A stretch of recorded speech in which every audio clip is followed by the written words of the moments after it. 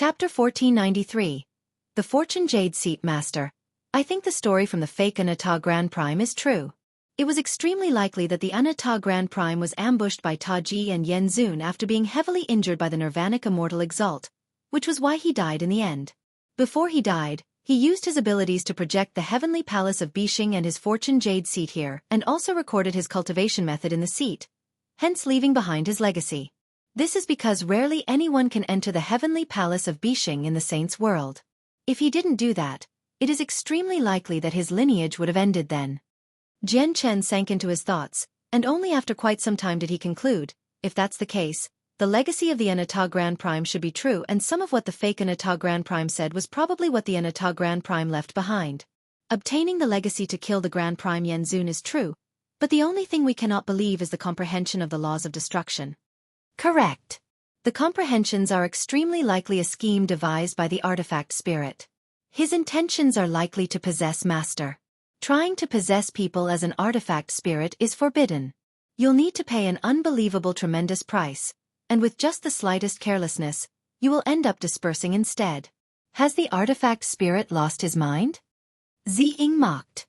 He was laughing at how naive the artifact spirit was. The artifact spirit sure has lived a very long time to think of things like that.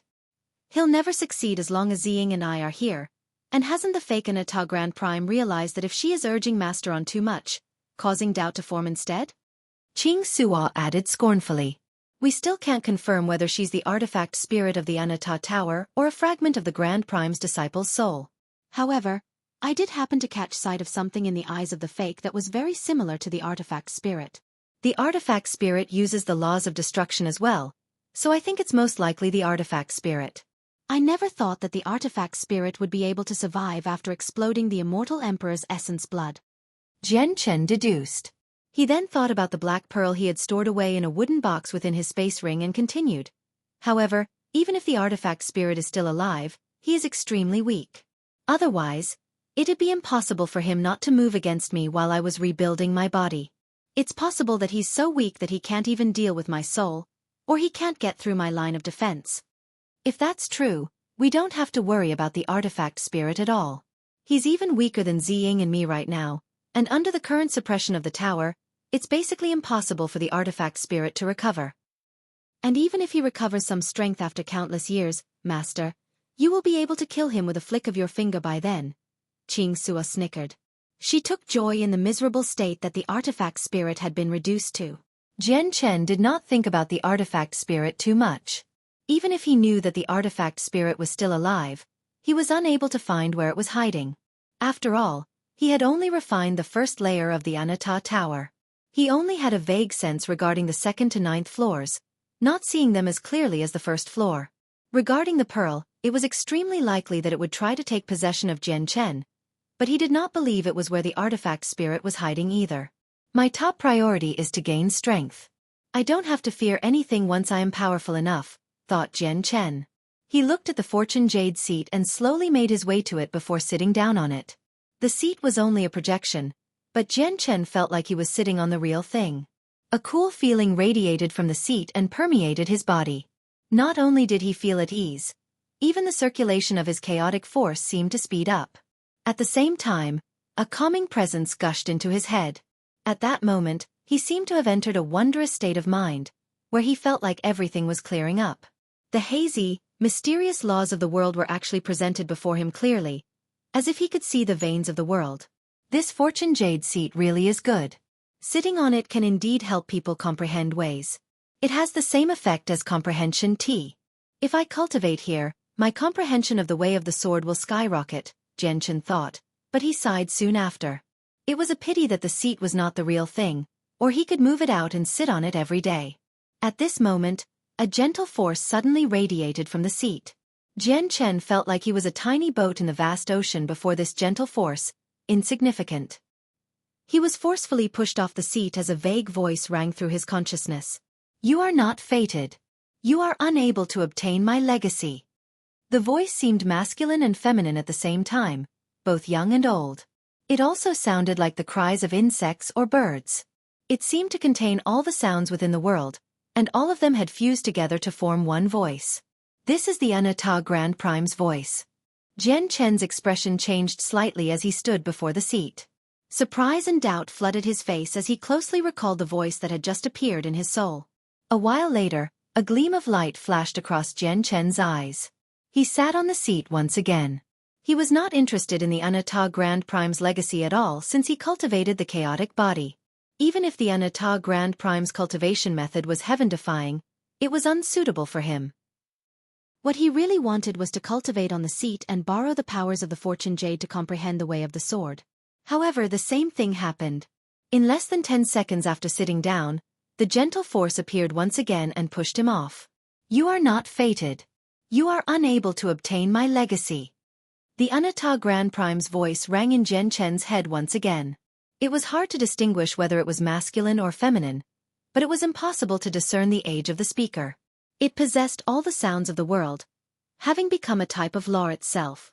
It could reach the souls of people. Can't I just cultivate there? Jian Chen was unsettled. He was left staring at such a great treasure before him, yet he was unable to use it, which filled him with regret. The Fortune Jade seat was just a projection, but it would still bring extremely great benefits while comprehending the ways of the sword, just like comprehension tea. He did not have many comprehension tea leaves left, and each leaf only gave him an extremely limited period of time to spend comprehending the mysteries of the laws. On the other hand, the seat before him was not limited by time, allowing him to comprehend for as long as he wished. Jian Chen clenched his teeth. He did not want to give up. He sat on the seat once again, but this time, he only used it as a cushion. He sealed off all his senses, preventing him from sensing the wonders within the seat, hoping he would not be kicked off. This was because the cool presence from the seat would still enter his body as long as he sat on it. In the end, he was unable to last more than 3 seconds, to his disappointment, even when he treated it as a seat. The voice rang in his head a third time, and this time, it was as loud as a great bell. It caused his soul to shake and was aggressive. Jian Chen did not give up. He thought of all the ideas he had and sat on the seat again. Less than 10 seconds later, he was pushed off by the gentle force again, and he immediately paled. The fourth time the voice rang in his head was thunderous. It jolted his soul violently, causing it to ache as if it was been ripped apart. He suffered slight injuries to his soul. The more I try, the more powerful the voice becomes. If I want to try cultivating on the seat again, the sound will be even more terrifying. It'll be enough to heavily injure my soul or even shake it to pieces. Looks like there's no hope for me to cultivate using this seat. Jian Chen stood near the Fortune Jade seat with a pale face as he stared at it. He sighed inside and left in despair. At the main entrance of the tower, Jian Chen raised his head and stared at the structure. When he had come here this time, he had not planned on taking the tower itself. He just wanted to find some treasures, or some of the wealth accumulated by the Anata Grand Prime, so that he could strengthen himself. What he had never thought he would obtain was the ability to refine the first layer of the tower after defeating the artifact spirit. Though he gained nothing more than that. The Anata Grand Prime had indeed left his wealth in the Anata Tower, but it was all stored in a crack in space on the 9th floor. Jian Chen was unable to retrieve them with his current strength. The Anata Tower has a total of 9 layers. I've only refined the first layer, so I can only use the basic controls of the structure. I can't even use its power, Jian Chen murmured. His voice was filled with helplessness. He extended his hand and watched the tower rapidly shrink. It became the height of a finger and flew into his hand. The sword slashes still remained on the tower, but they had shrunken with the structure. Each slash shone with a bright light. The suppression of the Nirvanic Immortal Exalt still remained. Chapter 1494. Leaving the Sea of Despair, Jian Chen stared at the sword slashes that were still present on the surface on the Anata Tower and said with a deep voice, I have confirmed that the artifact spirit did not pass away from the explosion created by the Immortal Emperor's essence blood. Since he's still around, I can't break the seal on the tower even if I had the ability to. Once the suppression from the seal is gone, the artifact spirit will be able to recover rapidly, surpassing my own growth rate. Jian Chen removed the wooden box with the black pearl from his space ring after some silence. With a thought, he placed the wooden box inside the Anata Tower. He felt like leaving it in the Anata Tower was safer and worried that something might happen someday if he carried it with him. He still did not understand the use of the pearl. Possession was only one of his and the sword spirit's guesses. At the same time, he did not want to test the effects of the pearl either. He understood that testing them would only be detrimental. Thus, testing it was pointless. I may not be able to use the power of the Anata Tower right now, but it's a fated god artifact of the Anata Grand Prime after all. It's created from rare items of the world. Even if it can't display any powers at all, just the weight of the tower is probably enough to flatten a planet. Jian Chen's lips gradually curled into a smile as he stared at the finger-sized tower in the center of his hand. He did not obtain what he wanted from this journey, which filled him with some pity, but he felt like it was worth the trip just for the Anata Tower. Even if the Anata Tower had no special abilities, just the weight of it would not be something a receival expert could withstand. Jian Chen had refined the first layer, hence gaining access to the basic controls, which was why it was as light as a feather in his hands. However, once it left his side, it would become extremely heavy. He had no doubt that the tower could crush receival experts to death. With a thought, the tower immediately disappeared from Jian Chen's hand. An imprint that seemed the same as the Anata Tower appeared in the center of Jian Chen's hand. It was exquisitely designed and seemed like a birthmark. He originally could have fused it into his soul, but Jian Chen did not plan on doing that before he had completely refined it. The risks were just too great. Jian Chen reluctantly glanced at the flat region one last time before leaving. The way back was also extremely difficult. Jian Chen had no idea how long he had been wandering in the endless mist, let alone the number of times he had been teleported away. In the end, he found his way out by luck, leaving the disorienting Sea of Despair. The endless mist within the Sea of Despair did not vanish with the disappearance of the Anata Tower. It churned just like before. Jian Chen did not remain outside the Sea of Despair for long. He immediately shot into the sky, leaving the sea realm in just a single moment. With a huge splash, he emerged from the sea and rushed into the blue sky. He then transformed into a violet streak of light and instantly flew away, moving extremely quickly. Flame City was bustling. All the streets and alleyways were filled with people and activities. Carriages filled with goods rolled down the wide streets as burly mercenaries accompanied the vehicles in orderly fashions, coming in and out of the city. Even though mercenaries of various places had gathered in the city, causing it to become a mixture of strong and weak, there had never been any cases of violence within the city. The current Flame City was no longer as simple as the headquarters of the Flame Mercenaries. From a certain aspect, it had already replaced Mercenary City, becoming a holy land to all mercenaries on the Tianyuan continent. Although Flame City could not compare to the past Mercenary City in terms of heritage, that did not affect its supreme status among the mercenaries of the continent. This was because the city lord of the city was the greatest human expert, Jian Chen. He was a supreme existence on the Tianyuan continent, fully deserving the title of sovereign. The vice city lord, Bai Lian, had become a famed figure on the Tianyuan continent long ago as well. Even the magical beasts, the 100 races and the sea race had heard rumors about her. A violet streak of light tore through the sky above the city. It vanished in the blink of an eye, having arrived in the city lord's estate already. The violet light moved just too quickly and soundlessly. Coupled with how it was daytime, there were very few experts who sensed the arrival of the light in the city. Bai Hai snapped open his eyes as he cultivated in a secret room. A smear of pride appeared on his face, and he murmured, "After having gone missing for around a dozen years, my grandsons finally returned." Throughout these years, basically everyone in the world has been discussing whether a Class 8 Radiant Saint Master can revive Saint weapons or not. I'm curious as well, but I can finally find out. Bai Hai stood up and left the room with a smile. Brothers returned. Bai Lian and Yu Yu sensed Jian Chen's return in a moment as they strolled through the gardens. They were immediately pleasantly surprised, and in a flash, they left. They hurried over as quickly as they could. It had been around a dozen years since Jian Chen had last appeared. Back when he had become a Class 8 Radiant Saint Master, he completely vanished after taking the large pile of saint weapons. He faded out of sight. He was only seen by Tai Ta, the sea goddess, and the other few Origin Realm experts during the second invasion from the world of Forsaken Saints. At the same time, Dugu Feng, Yun Zhang, Senior and Jeditai, and other members of the upper echelon all put down what they were handling at the time and immediately rushed to the main discussion hall to meet Jian Chen. Jian Chen did not sit on the city lord's throne within the hall and instead stood silently in the center of the room. He did not radiate a presence at all, making him seem like an ordinary person. 2 rows of elite soldiers kneeled to his left and right in black armor. Every single one of them was no weaker than a Heaven Saint Master. Two of them were saint rulers. Chapter 1495. Secret of the saint weapons. During this past era of peace, saint rulers were hermit experts who rarely appeared before people even after centuries. Yet, there were two saint rulers, wearing armor forged from tungsten alloy, kneeling respectfully like guards. They did not even dare to breathe too loudly. If this had happened in the past, it would have been enough to shock countless people.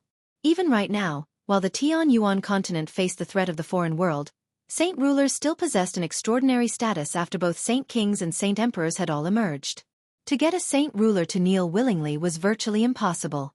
Even saint emperors would not be able to achieve such a feat. However, Jian Chen now possessed enough prestige for saint rulers to kneel for him. Let alone saint rulers, even a few saint kings who admired him could not help but bend their prideful legs and yield to Jian Chen. This was not because they had no pride.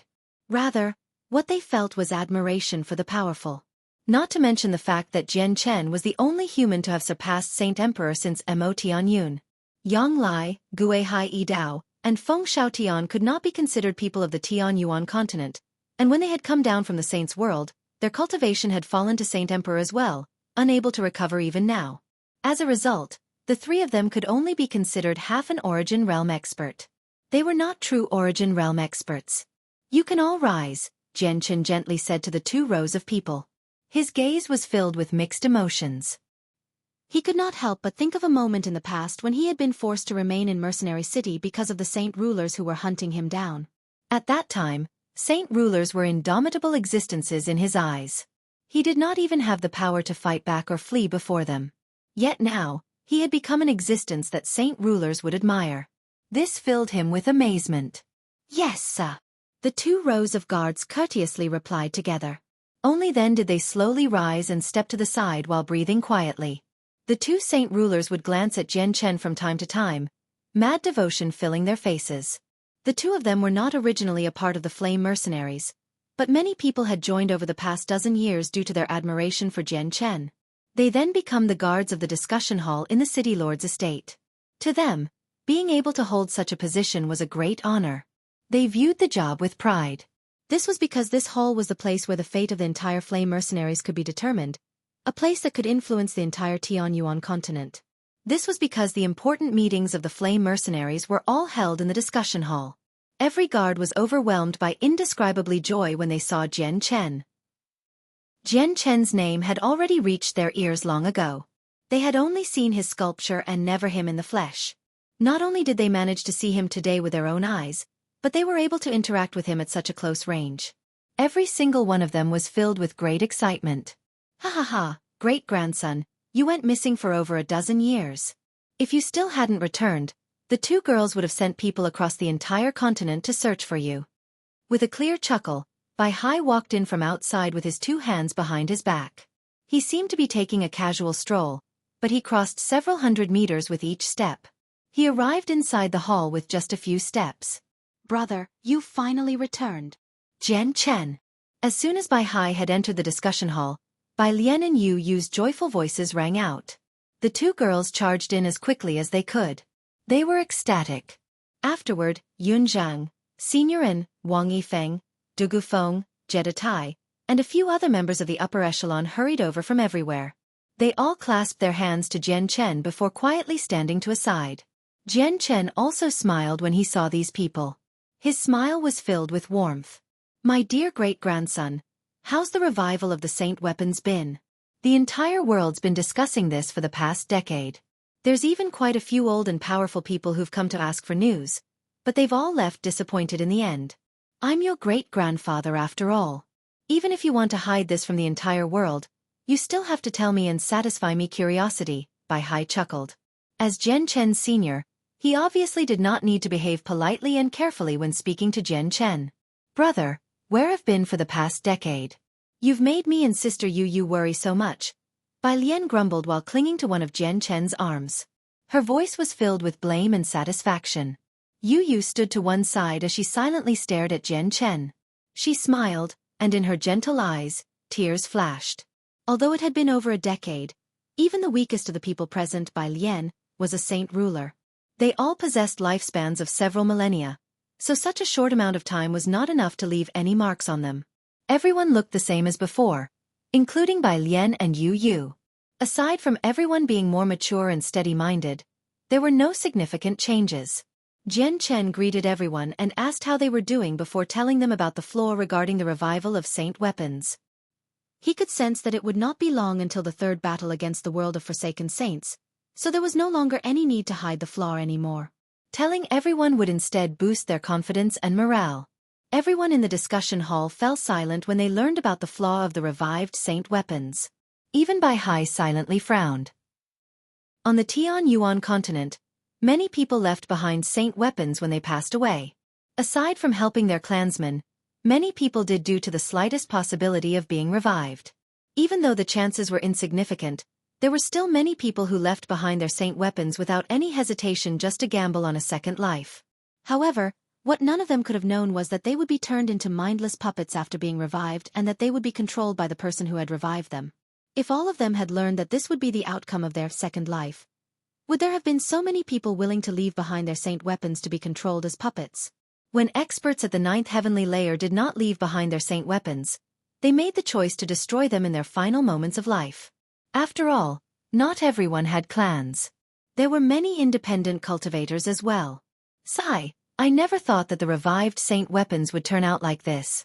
I can imagine that there will be fewer and fewer saint weapons on the Tianyuan continent in the future if this matter makes it out to the public.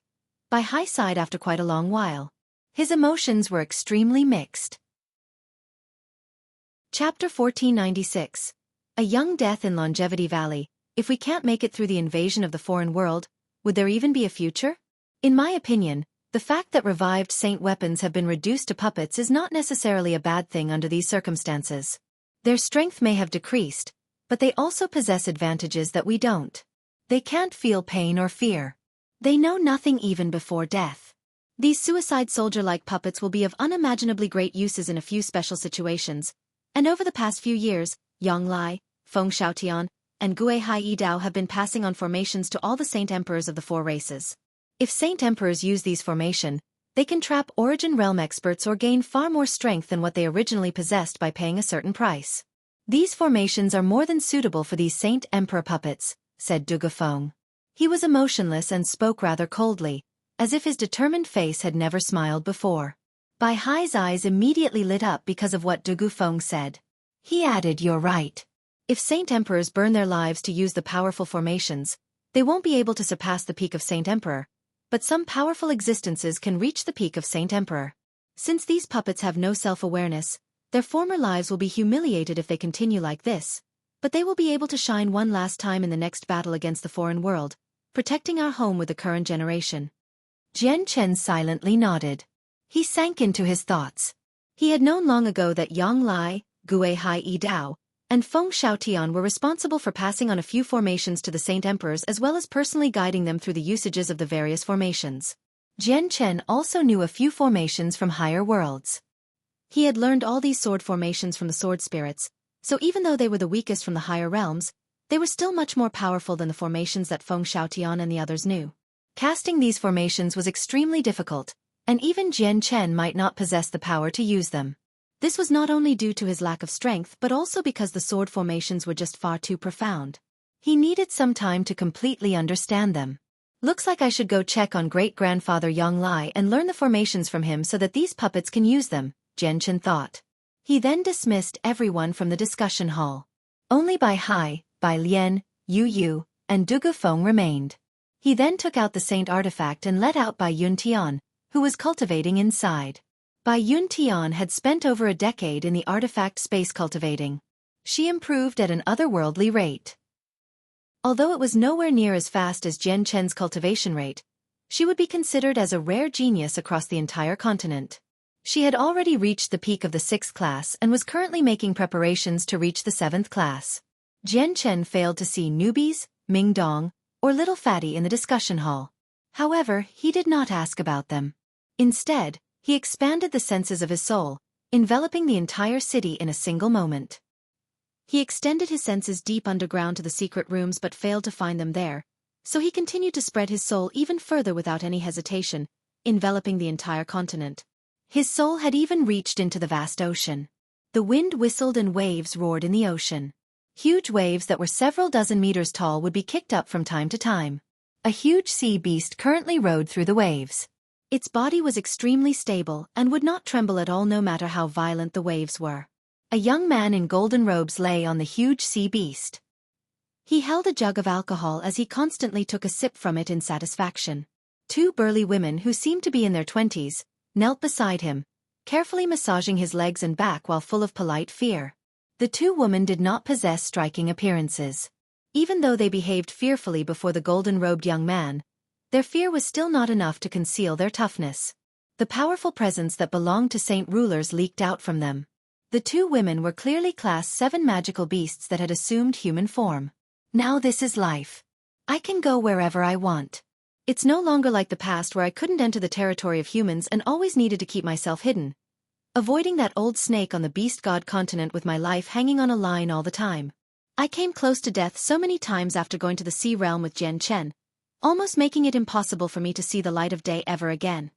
The young man sipped his alcohol as he muttered to himself. Reminiscence flooded his face, along with some longing. He was newbies. But I gotta say that the days I spent with Jian Chen are really much more interesting than anything I ever did before. In just a few short decades, I went from being a Class 7 magical beast to being a Class 9. This was all because I made an extremely smart decision in the past. If I had chosen to keep hiding in that cave, I probably wouldn't have reached the 8th class yet, Newbie said proudly before glancing at the two women beside him. He sniggered. Do the two of you know who Jian Chen, who I, the great Newbies, mentioned is? We know. Of course we know. Even we have heard of Sovereign Jian Chen's great name. We're filled with admiration for him. It's just that we're filled with regret over how we have never caught a glimpse of him, the two burly women added. Their eyes were filled with deep admiration. Since you've become my servants, I'll obviously fulfill that small wish of yours. You will naturally get a chance to catch a glimpse of my brother in the future, Newbie said proudly. However, a vague voice rang in his head as soon as he finished speaking. Newbies, come to Flame City immediately. Newbies was stunned. The next moment, his eyes shone brightly.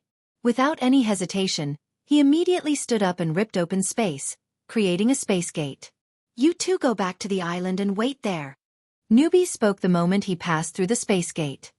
Not only had Jian Chen found Newbies with his soul, but he had also found Ming Dong and Little Fatty. However, his emotions became sorrowful. Currently, the two of them were in Longevity Valley. The entire place was filled with sorrow, and all the villagers there were wearing white. Their faces were filled with anguish. Chapter 1497.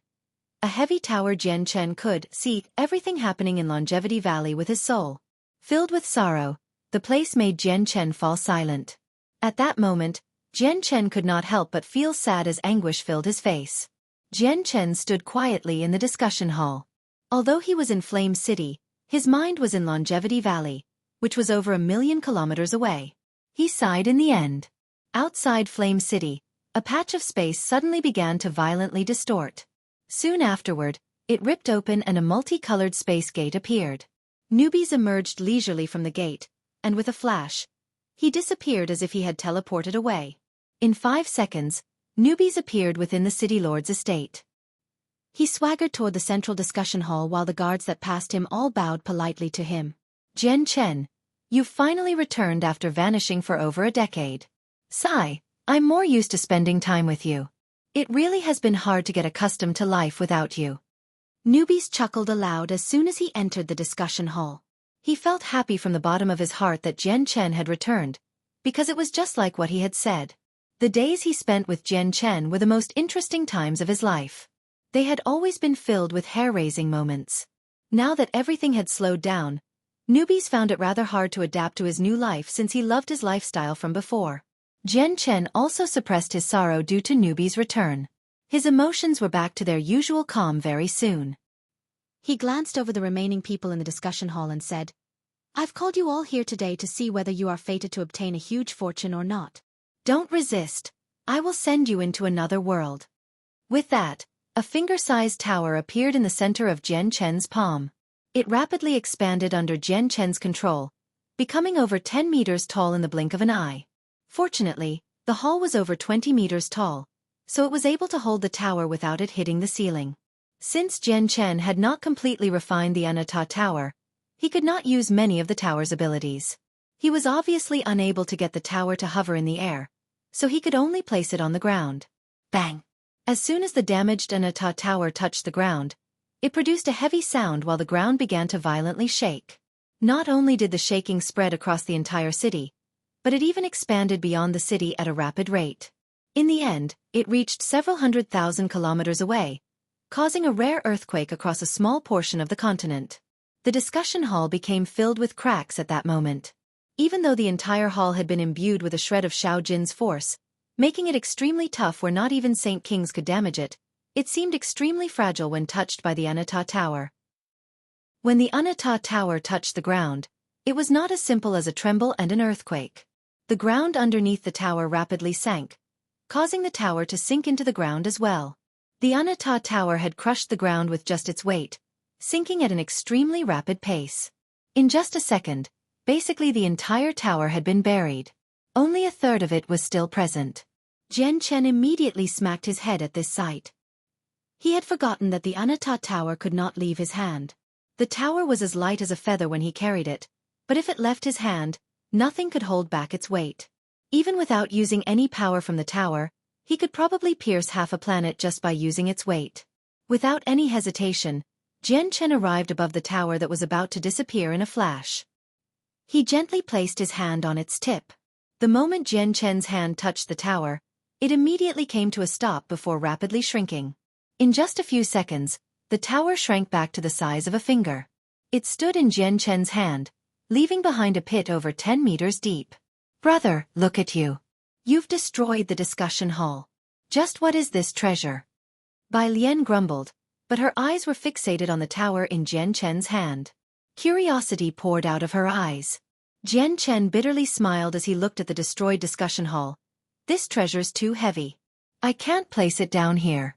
Looks like we need to find another place." Jian Chen left Flame City with them, searching for a place tough enough to set down the tower. There would naturally be people in the city who would fix the damaged discussion hall. Jian Chen did not pay any attention to the powerful earthquake either. There was a mountain range close to Flame City. The mountain range was originally a mine for tungsten alloy, and had once received attention from people across the continent.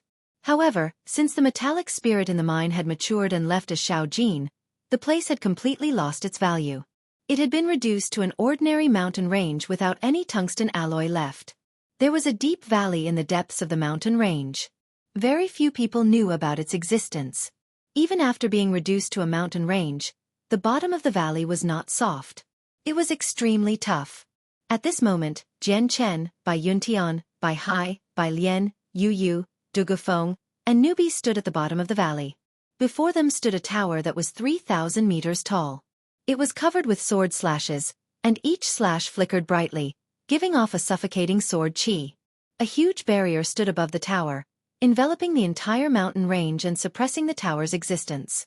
"It sure is problematic when I have to carry this tower with me. Sigh, if only the artifact spirit was here." Jian Chen felt rather helpless as he stared at the tower. Although he had found a place to set down the tower, he needed to make the tower huge so that its large surface area could disperse its weight. That was the only way to ensure that the tower would not sink into the ground. Chapter 1498.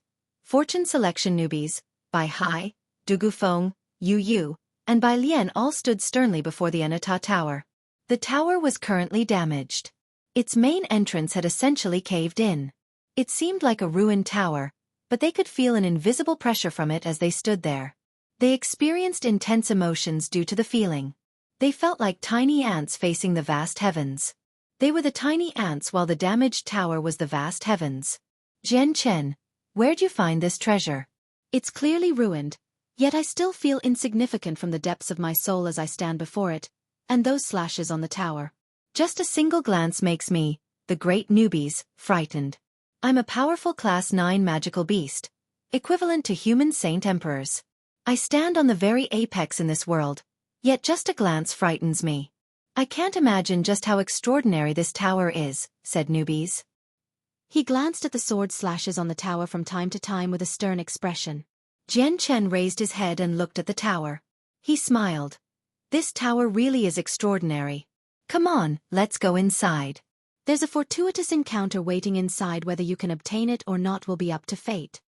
Jian Chen did not give an in-depth explanation regarding the tower. He did not even mention the name. It was not because he did not trust them but because the Anata Tower was connected to the Anata Grand Prime's legacy. If this piece of news was exposed to the Saints' world, they would suffer a disaster. Even though the legacy of the Anata Grand Prime could not be given to everyone, just the tower itself was enough to kick up a storm of blood in the Saints' world. After all, the tower was the famed treasure of the Anata Grand Prime. Jian Chen believed that it was no weaker than the Azulite swords when they were in their prime. Even peak Grand Primes would emerge to fight over such a powerful god artifact. Jian Chen took everyone to the 9th floor. When they saw the grand mountainous projection of the heavenly palace of Bishing, they were all stunned. Not only was the palace far greater than any divine hall they had ever seen in their lives, but they sensed an indescribable feeling rolling off the palace as well. This was a feeling created by the power of laws. The projection of the palace had also been imbued with laws. This divine hall's clearly illusory, but when I step on it, it's no different than solid land. It's the exact same feeling. This is not something that Saint Emperors can do. Only those who have surpassed Saint Emperor can achieve this. Bai Hai sighed in surprise. He closely examined the palace and immediately felt shocked. He realized through his observations that even if he used his full strength, he might not even be able to destroy the projection. That was not all that he noticed either. Even the space in the damaged tower was countless times tougher than any space on the Tianyuan continent. Even if peak Saint Emperors struck out as hard as they could, they would not even be able to make the space around the palace ripple at all. This tower is very extraordinary. It's crafted by a peak origin realm expert at the very least, and looking at how realistic the projection of the palace is, not even peak origin realm experts may necessarily possess the power to create something like this. It's extremely likely to be the treasure of an expert beyond the origin realm. Bai Hai sighed in shock. However, he was also very curious as to where Jian Chen had found such a powerful tower. The group of people passed through the illusory palace. Along the way, everyone aside from Jian Chen kept looking around, observing the landscape around the hall. The palace was illusory, meaning it was possible to see outside the palace, but that was only a tiny portion of what they were looking at. Most of the palace was hazy, as if it had been enshrouded by mist. It was not completely transparent, but it was not enough to stop everyone's curiosity. Finally, Jian Chen brought everyone before the fortune jade seat. He pointed at the round piece of jade and said, "The fortuitous encounter I mentioned is this seat. Try sitting on it one after another to see if any of you are fated to obtain it." Everyone examined the round piece of jade and all felt doubtful. Finally, Bai Lian voiced her doubts. "Just what kind of fortuitous encounter is this, brother? Why are you making it seem so mysterious?" Jian Chen immediately became stern. He said in a serious voice, "Don't ask. It's best if you don't learn too much about this place. I know you would never purposefully mention it to others, but I'm afraid that there will be experts in the future who will be able to use various abilities to learn about this place from you. That will turn out to be a disaster for us all." Every single one of them were shocked by Jian Chen's response. They all stared at Jian Chen in disbelief. They were stunned by what he said, but they also learned that this was quite a significant place. After some discussion, they finally decided that Bai Yuntian would sit on the seat first. This was because only Bai Yuntian had that right out of all of them. Bai Yuntian attempted to push this idea away, but she ended up agreeing due to no other choice. She was the first person to sit on the seat. The moment Bai Yuntian sat on the jade seat, Jian Chen stared at her fixedly. He felt rather nervous and conflicted inside. He wished that she could obtain the Anata Grand Prime's legacy, and also wished the exact opposite at the same time. He knew that once Bai Yuntian received the legacy, she would embark on a completely different path. She would definitely experience a lot of danger and slaughter.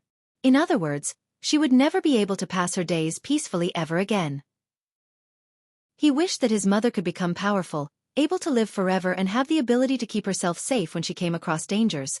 But he also wished that she could live her life easily, unwilling for her to go through a lot of killing. Obtaining the legacy would mean that she would lose these peaceful days. Chapter 1499. Fated to be with nobody. A few seconds finally passed while Jian Chen nervously watched. He sensed the familiar and powerful force surge out of the fortune jade seat and push Bai Yuntian off. Jian Chen obviously knew that Bai Yuntian was not fated to learn the Anata Grand Prime's legacy, after he was unable to accept it after his own attempts. As he sighed in relief, he also felt slightly depressed.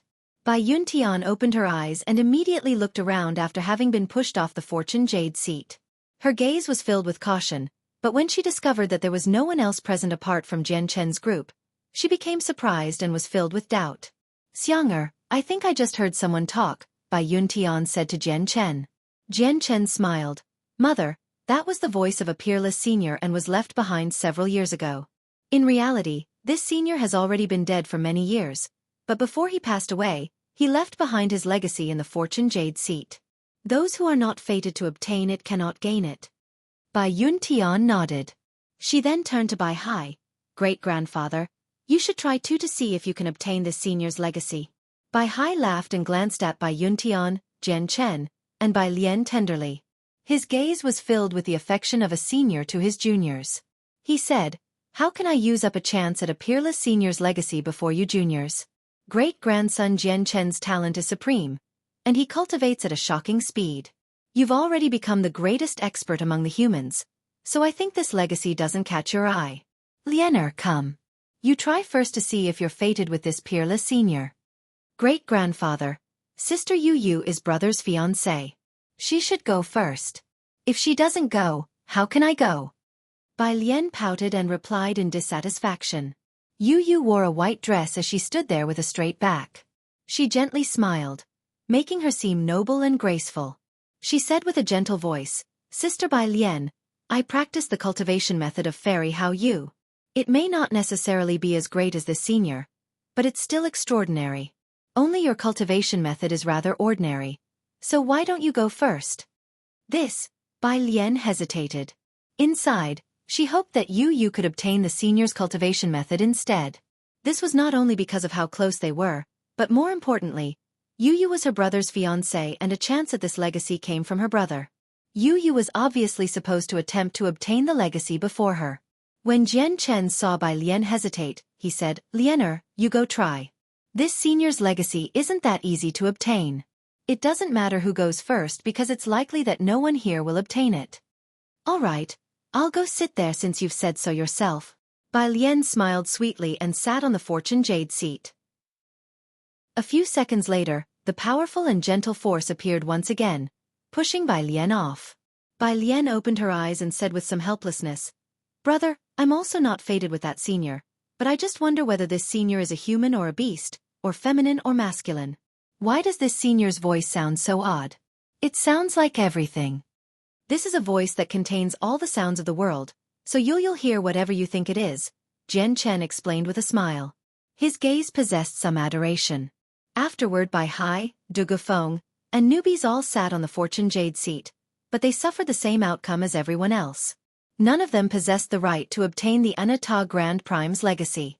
In the end, Jian Chen got Yu Yu to try as well, but she failed to obtain the Anata Grand Prime's recognition. Even though Jian Chen had expected this long ago, he still found it difficult to not sigh when reality was placed before him. An 80% comprehension of laws is enough for you to become a Grand Prime. Yet the Anata Grand Prime has comprehended the laws of fire, creation, and destruction to 100%. The Sword Spirits once said that the Anata Grand Prime was so powerful that he ranked within the top 3 in the Saints' world.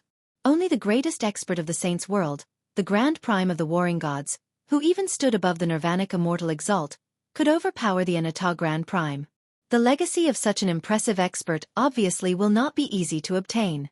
Perhaps only people fulfilling certain aspects can obtain it, Jian Chen thought before bringing everyone outside the tower. Jian Chen pressed his hand against the tower outside and used his mind to shrink it back into the size of a thumb, which then disappeared into his palm. He then turned to everyone and said, "You leave first. I have to go to Longevity Valley immediately. Little Fatty's father has passed away. Jian Chen, let me come with you." Yu Yu gently glanced at Jian Chen. Jian Chen nodded. Inside, he always felt indebted to Yu Yu. There were many princesses of the Jessen Kingdom who had married and given birth long ago. Some of the princesses even had grandchildren. Only she was still engaged. Newbies opened his mouth. He originally planned on going with Jian Chen, but after hearing what Yu Yu said, he immediately dismissed the thought.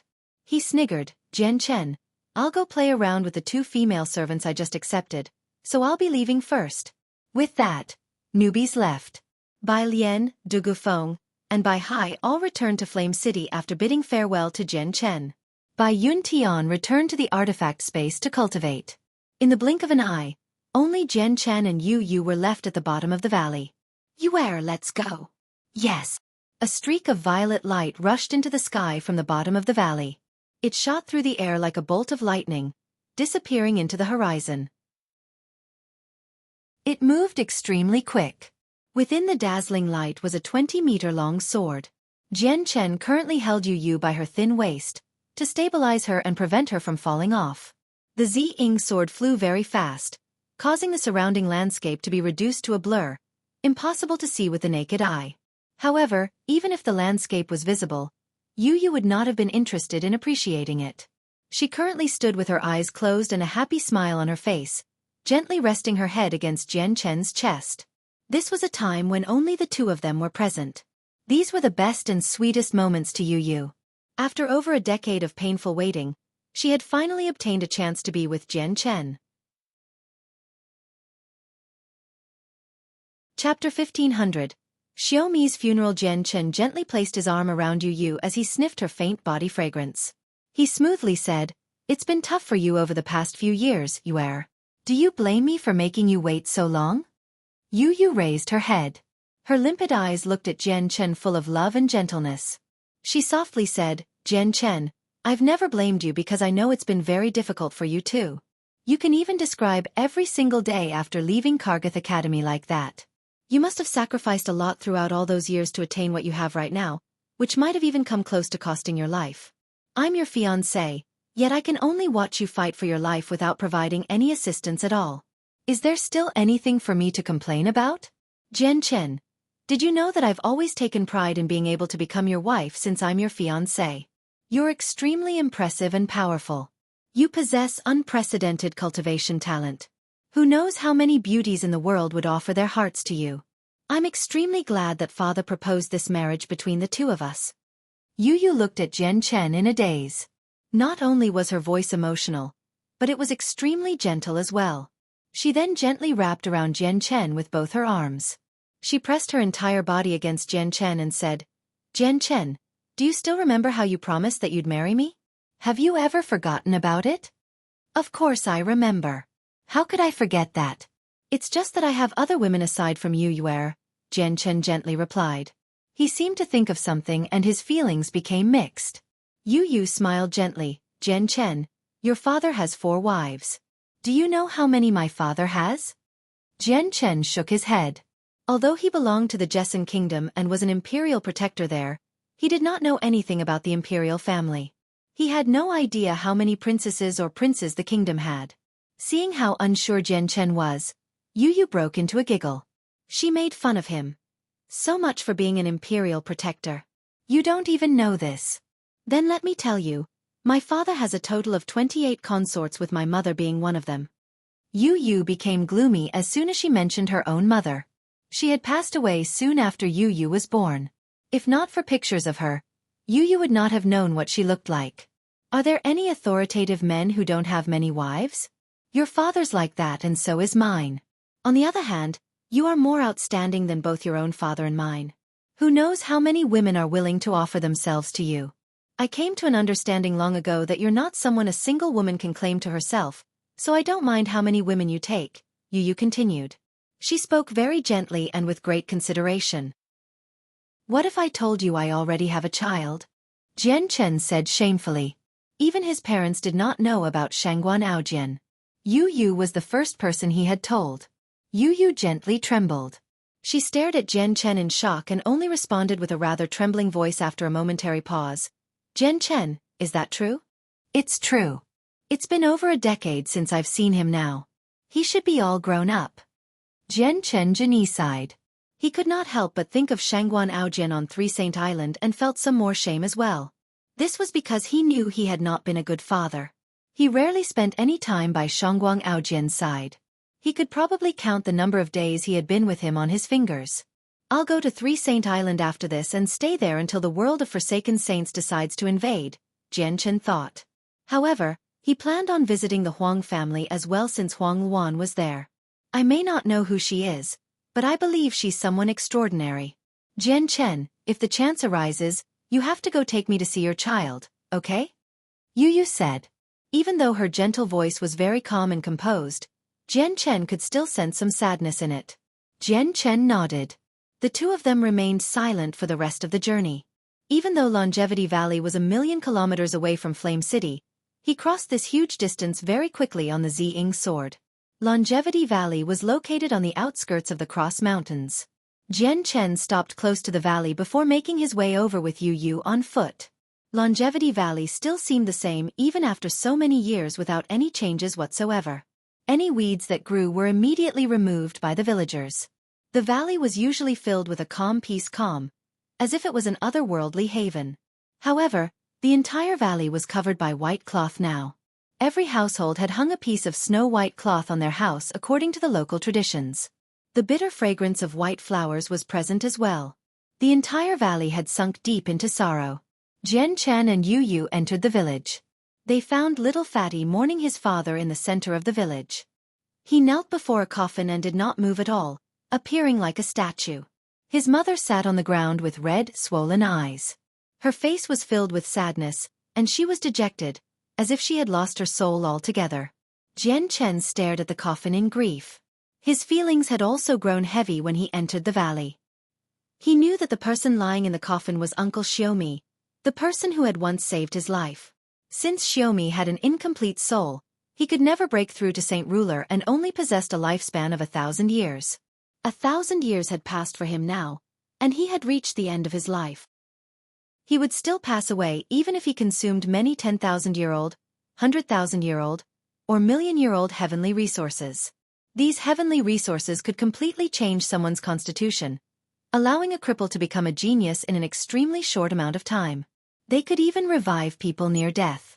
As long as there was a heartbeat, then they could recover extremely quickly. However, no matter how amazing heavenly resources were, they could not give someone another soul. Jian Chen had not come across a heavenly resource that could give a person a second soul in the Xianhuang microcosm. Quite a few villagers in the surroundings recognized Jian Chen and all greeted him. Since Xueqi passed away recently, all the villagers were in horrible spirits. None of them wanted to talk much, so they all just looked at him and nodded to acknowledge his presence. Jian Chen passed through the crowd and directly appeared before Xueqi's coffin. He stared at it silently for quite a while before giving it a deep bow. He was filled with an indescribable bitterness. He was a Class 9 Radiant Saint Master. Not only could he revive saint weapons, but he could revive dead people as well, as long as their souls remained. Jian Chen could even revive fallen saint emperors, but he was unable to do anything about Xueqi's death.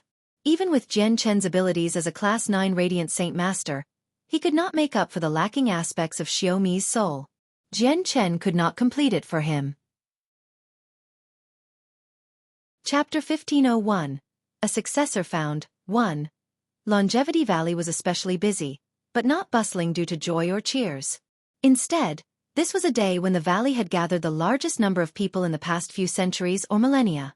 Not only had all the villagers in the valley come out to send off Xueqi, but quite a few outsiders had come as well. Aside from Jian Chen and Ming Dong, there was the vice-sect master of the Bloodsword sect, the 4 protectors, and the various elders. Their strongest member, Jiang Wang, had become a saint emperor due to Jian Chen's assistance over a decade ago, while the rest were saint rulers or saint kings. The people from the Bloodsword sect all wore long red robes that seemed to be dyed with blood.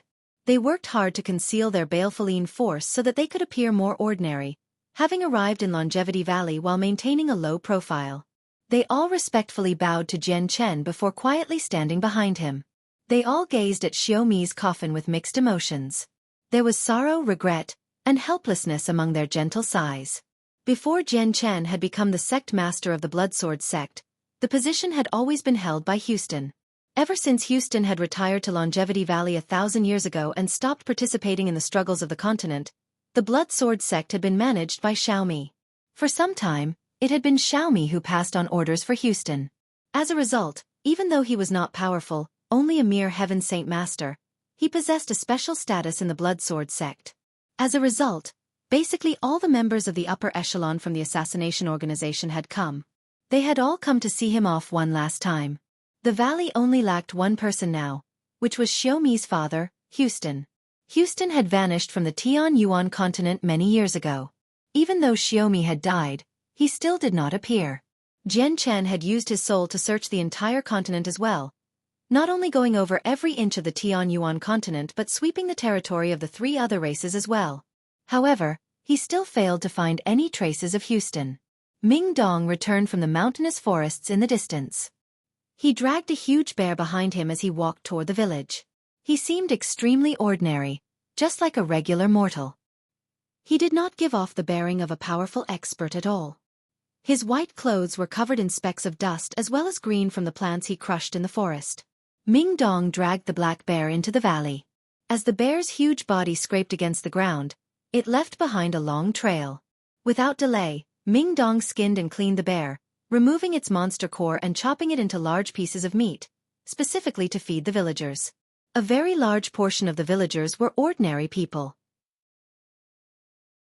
They needed 3 meals a day and would only cultivate some saint force from time to time.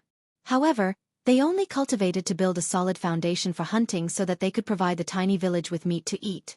Ever since Ming Dong and Little Fatty had come back, the matter of hunting had always been handled by one of them. All the recent meat that had been consumed by the village had come from Ming Dong. After cleaning the huge bear, Ming Dong arrived before Jian Chen.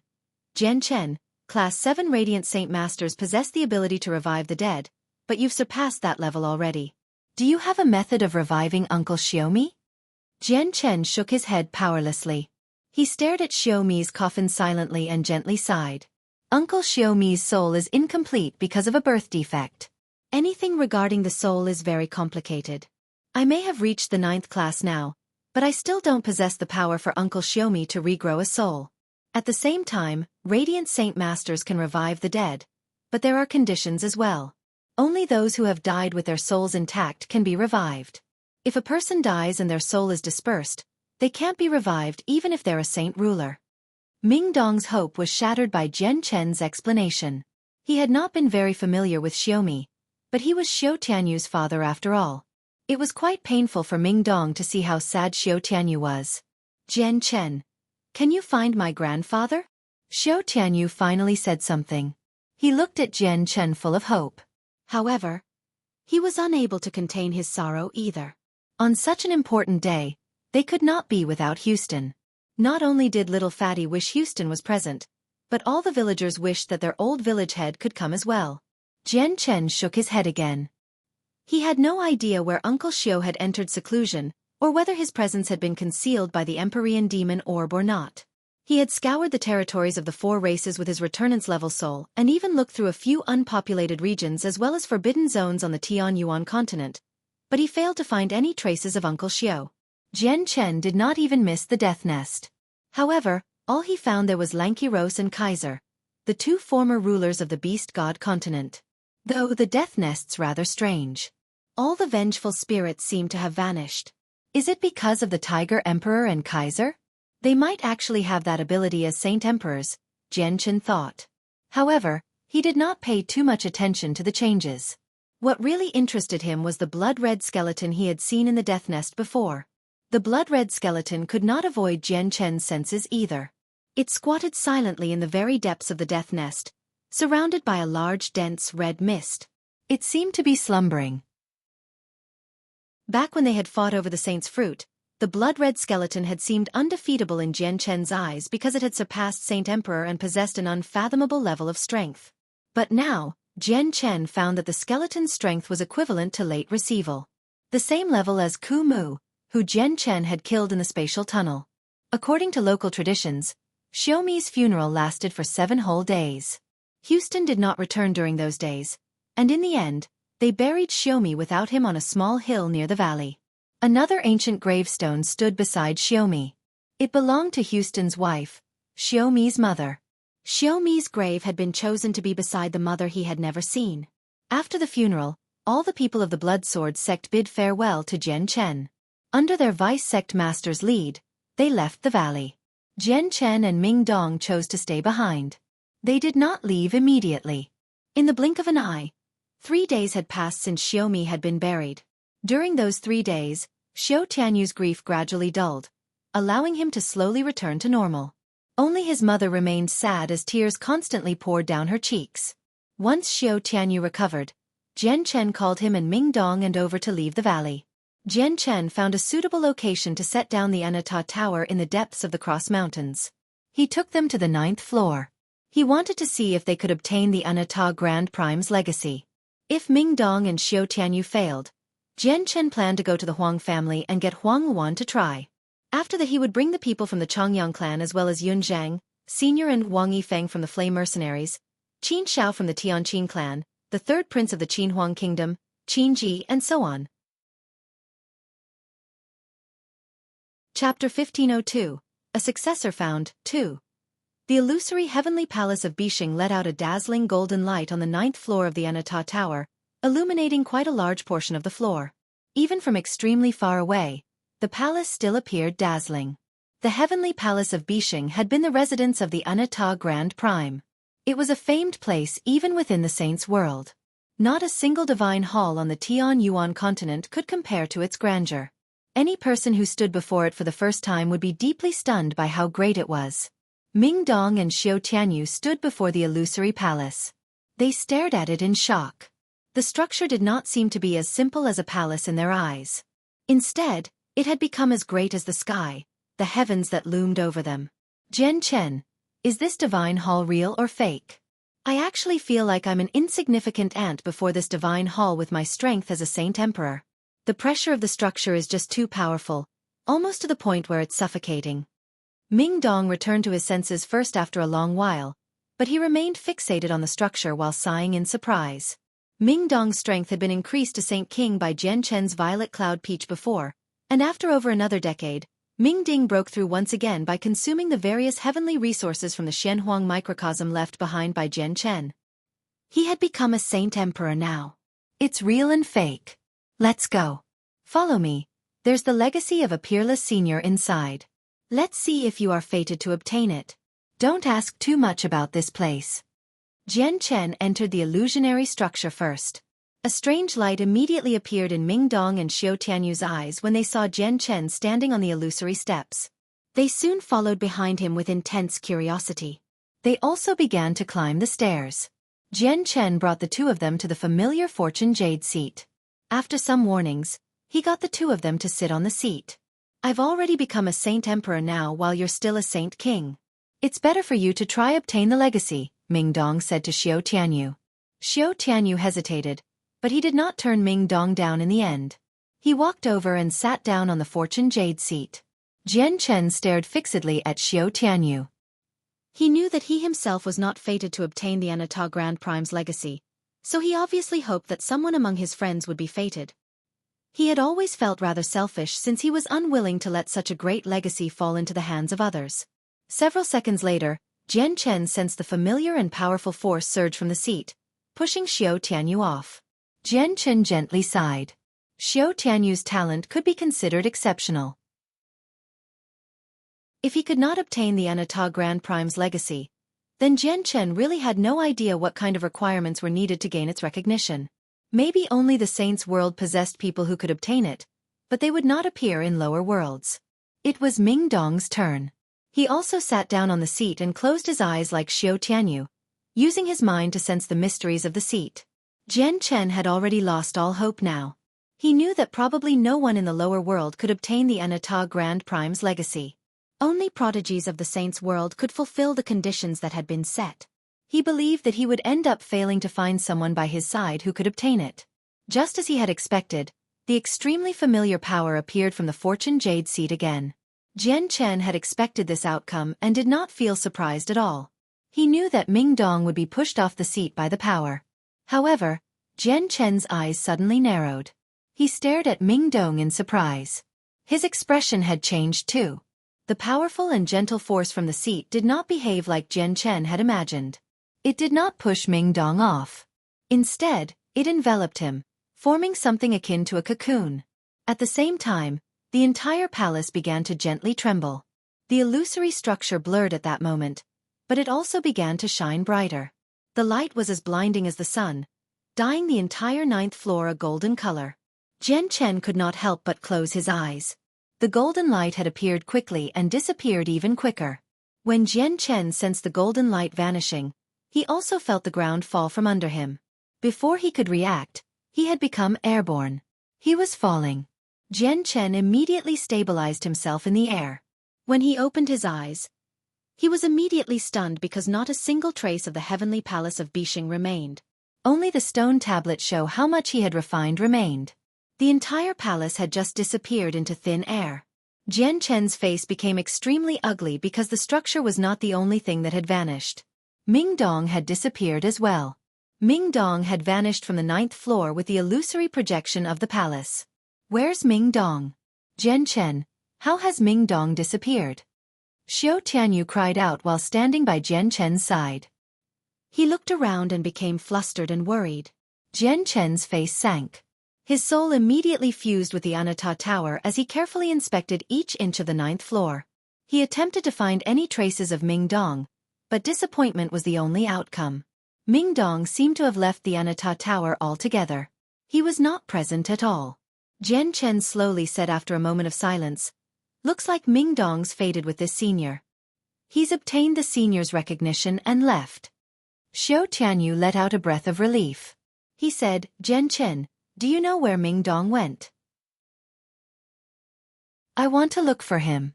Jian Chen sighed and gently shook his head. His face was filled with bitterness. He had already realized that it was extremely likely that Ming Dong had been taken away by the power within the Fortune Jade seat. He was no longer in this world. He did not know whether to celebrate or grieve.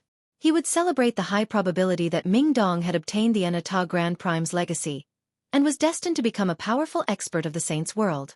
He would grieve over the fact that two of them were in two different worlds now. He had no idea whether they would meet again in his lifetime. Chapter 1503. Marriage, little fatty, let's go. We probably can't find Ming Dong so soon. There still might be a chance of finding him in the future, Jian Chen said rather dejectedly. He had never thought that the Fortune Jade seat in the heavenly palace of Bixing would teleport people away. If he had known this earlier, he would have never searched for a successor for the Anata Grand Prime on the Tianyuan continent in such a hurry. Although he had always wanted someone beside him to obtain the Anata Grand Prime's legacy so that it would not end up with an outsider, he had not wanted Ming Dong to leave this world and be transported to the Saints' world all by himself. This was because the Anata Grand Prime was already dead. Even though Ming Dong had obtained the Grand Prime's legacy, he was unable to obtain the Grand Prime's protection. There were many people who desired the Anata Grand Prime's legacy.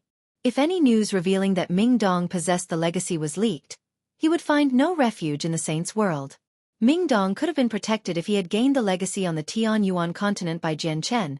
But Jian Chen was helpless if Ming Dong obtained the legacy in the Saints' world. Jian Chen left the Anata Tower with Xiao Tianyu and returned to Longevity Valley after storing the tower away. The sadness from Xiao Mi's death had dulled. The villages who had lived there for generations gradually returned to their regular lifestyles. There were just a few people who were used to having Xiao Mi around, so they became rather quiet. Yu Yu had stayed beside Xiao Tianyu's mother, comforting her. Her identity was gradually deciphered by the villagers while she was there. The villagers who had lived there for generations may not have known what the princess of a kingdom was, but they only needed to know that she was Jian Chen's fiancée. That was enough for her to be warmly welcomed. Jian Chen did not stay in Longevity Valley for very long. After returning, he pulled Yu Yu with him to Xiao Mi's grave, paying his respects to him. Afterward, he bid farewell to all the villagers in the valley. Jian Chen, Miss Yu Yu is so pretty. I've never seen such a pretty girl like Yu Yu in my entire life. You have to treat her well and not let her down. Jian Chen, you may not be a native of Longevity Valley, but all of us here have treated you as one of our own. When you get married to Miss Yu Yu, you must invite us all. Uncle Han's right. Jian Chen, when you get married to Miss Yu Yu, you have to invite all of us. All right, I've also heard from Little Fatty that you founded some city in the outside world and that it's extremely famous. I can't remember the name of it. That's probably where you'll get married to Miss Yu Yu, right? When that happens, don't forget us.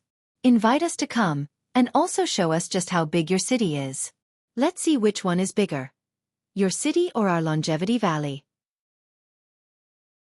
All the villagers of Longevity Valley came to chat with Jian Chen before he left, bidding him farewell. Quite a few of them mentioned Jian Chen and Yu Yu's marriage.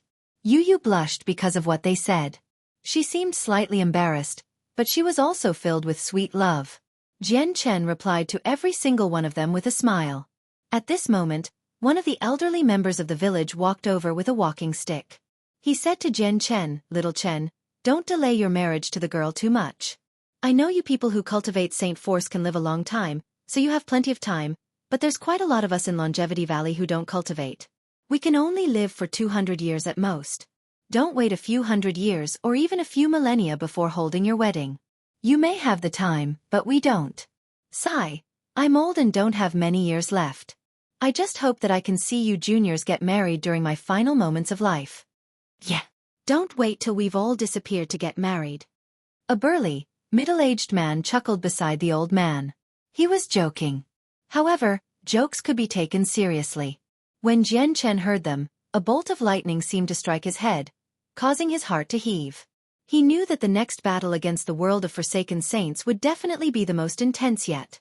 Not only would there be several dozen Receival experts, but there would be a few Returnance experts and possibly the Spirit King, who had reached reciprocity and comprehended the ways of the sword.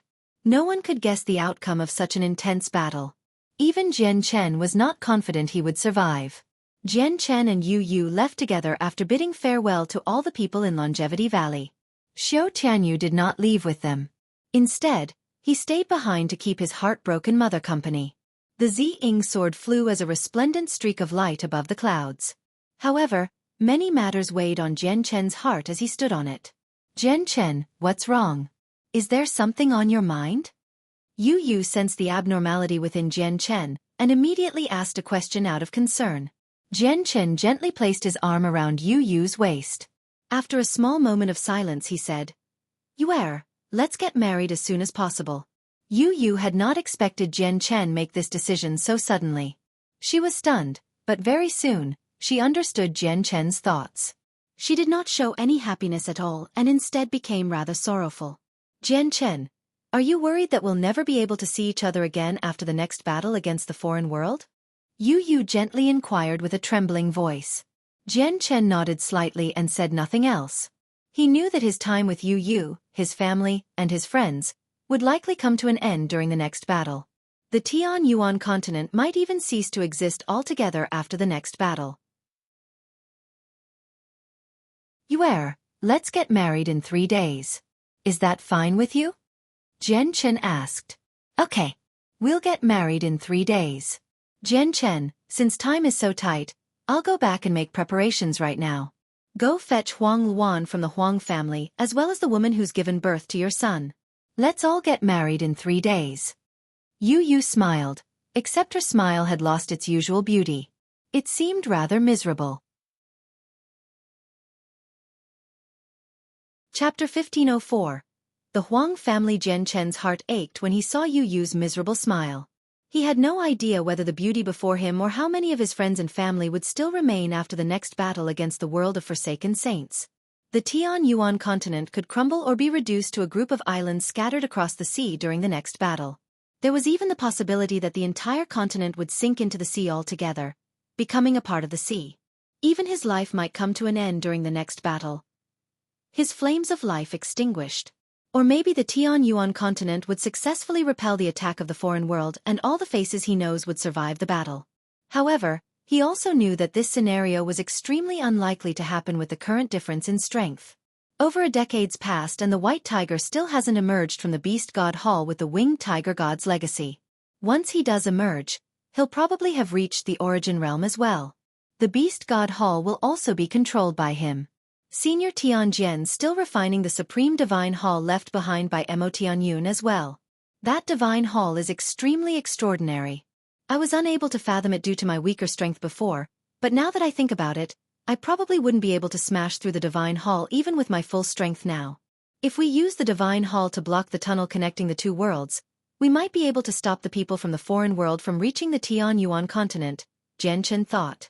It was not impossible for the Tian Yuan continent to stop the world of Forsaken Saints, But the outcome would depend on whether or not the White Tiger could successfully complete its inheritance and take control of the Beast God Hall, and whether or not Senior Tianjian could refine the Supreme Divine Hall in Mercenary City and use it to block the tunnel. Jian Chen dropped Yu off.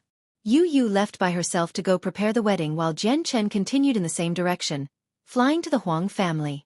The Huang family was incomparable to the past due to their ties with Jian Chen and their ancestor Huang Tianba, who had now become a saint emperor. Thus, they were renowned across the continent. They were no longer a silent hermit clan that could only reign supreme in a specific region. Even though there were many more saint emperors now, and even though Huang Tianba was not particularly extraordinary among them, Huang Tianba was still one of the most famous saint emperors among the four races. When Jian Chen arrived at the Huang family, he found the entire clan covered by a powerful barrier that was several hundred meters wide with a manor at its center. It had personally been cast by Huang Tianba and was extremely powerful. Those who were not saint emperors could not break through it, and it functioned as the strongest line of defense for the Huang family. The Huang family still maintained its hermit-like status even though it was countless times more powerful now, but the clan's cautious behavior did not change. As soon as Jian Chen approached the barrier, two powerful presences immediately shot through the barrier that had been cast down by Huang Tianba. Two people fused with the surrounding space and flew over from the manor. They moved very fast, but they did not give off any sound at all. They were silent. Who has come? Speak your name. As the two figures rapidly drew closer, an ancient voice rang out. The voice was completely inaudible within the barrier, but as soon as it passed through, it thundered out, exploding across the surrounding mountains. The sound waves rolled for 100 kilometers, frightening the birds and the beasts in the forests below. Jian Chen hovered at ease outside the barrier. He stared at the tiny manor several dozen kilometers away and gently smiled. He had not concealed his presence. In a gloomy room 1,000 meters beneath the manor, Huang Tianba suddenly opened his eyes and roused from his cultivation. The moment he opened them, they glowed, causing the entire room to light up. Two finger-sized holes punched through the unreinforced door. It's Jian Chen. Ha ha ha ha, he's disappeared for over a decade. It's been tough for my great-granddaughter. Huang Tianba chuckled from the bottom of his heart. With a flash, he disappeared from the room and went to personally receive Jian Chen. At the same time, a tiny building completely made from bamboo stood in the forbidden grounds of the Huang family. Aside from the patriarch and Huang Tianba, no one could set foot in that region. Even the elders of the clan were not allowed there. There was only a small building in the quiet forbidden region. There were many flowers planted around the building, and every single one of them was very precious. Just their fragrances possessed unique effects, able to benefit those who cultivated. There was even a flower that could not be seen elsewhere on the Tianyuan continent. Its fragrance was beneficial to saint emperors. This variety was called heaven-connecting flowers. The soil that they were planted in did not belong to the Tianyuan continent either.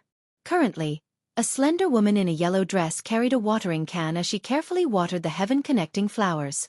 She was focused on her task and her gaze was gentle, as if the flowers were her lover. She treated them gently as reminiscence flooded her eyes. The liquid in the watering can was green. It was filled with the presence of life. The water would cause saint rulers and saint kings to desperately fight over and could create a bloodstorm on the Tianyuan continent. However, it was only used to water the flowers here. She was Huang Luan. Ever since Jian Chen had left, she had departed from Mercenary City and spent many years living in this building. She took care of the flowers every single day and did not take a single step away from the forbidden region. She waited for Jian Chen to return. Huang Luan would pour all her thoughts for Jian Chen into the heaven-connecting flowers when Jian Chen was not around. He had left them for her, so she seemed to see Jian Chen when she looked at the flowers. She felt like she was beside Jian Chen as long as stood beside the flowers. Huang Luan had become a saint emperor while Jian Chen had been missing. Her seniority was not particularly great among the Huang family, bu on par with an ancestor. Chapter 1505. Huang Luan, however, just as the spring water was about to reach the flowers, Huang Luan suddenly froze. The water in the watering can froze as well. She suddenly turned her head to look into the distance. Her eyes seemed to be able to pierce through space, able to see through the various obstructions and observe an area several dozen kilometers away. That place just happened to be where Jian Chen was standing outside the barrier. Huang Luan threw the watering can down and the otherworldly liquid immediately poured out, radiating with a heavy presence of life. However, Huang Luan did not even glance at the watering can on the ground right now. She gently trembled and stared into the distance full of both excitement and joy. Tears seemed to be pooling in her eyes. The two saint rulers from the manor arrived near the barrier at the same time. They did not pass through and instead stood several dozen meters away from Jian Chen. Both of them were old men in white robes. One of them was ruddy with straight eyebrows, possessing a rather sagely bearing, while the other one seemed much more ordinary. Jian Chen silently hovered as he leisurely gazed at the two old men. He did not know their names, but he had seen them in the Huang family in the past.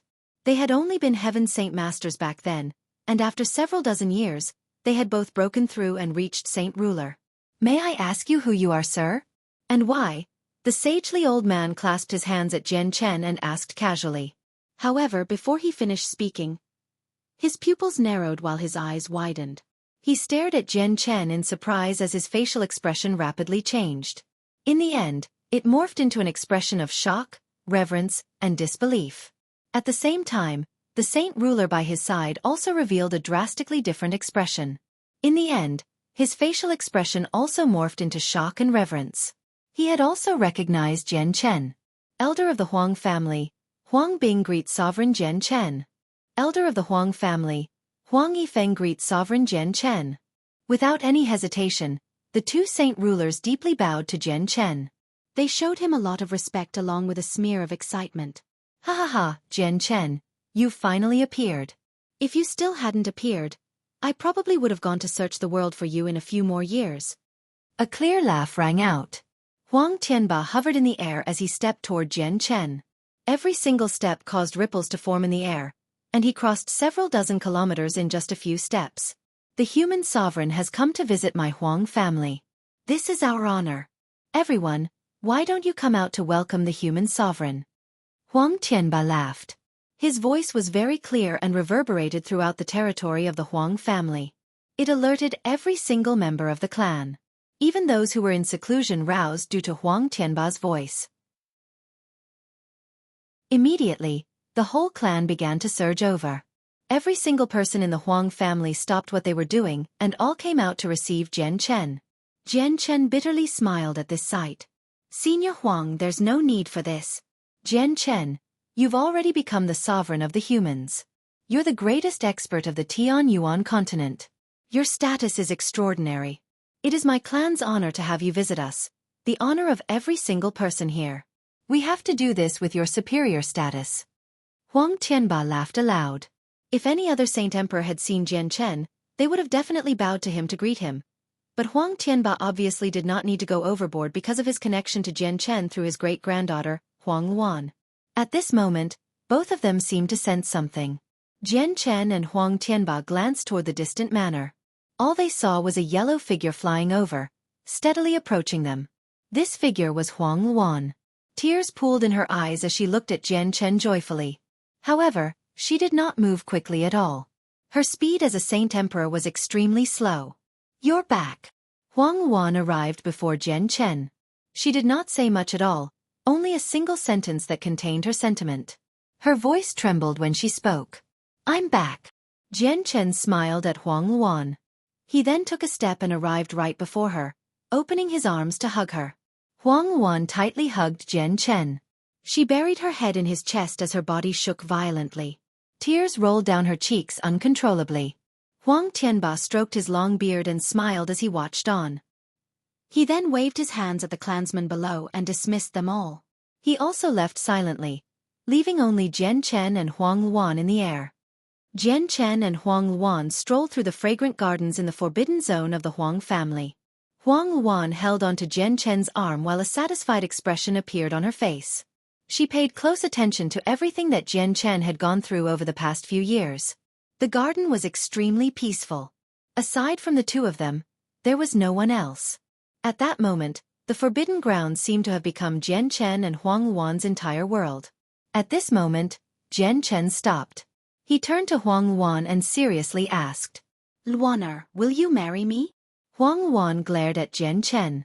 "It's not like you don't know about my feelings for you. Not to mention the fact that I became yours long ago.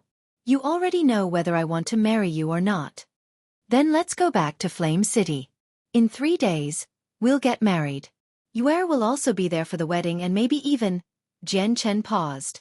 He thought about the heavenly enchantress.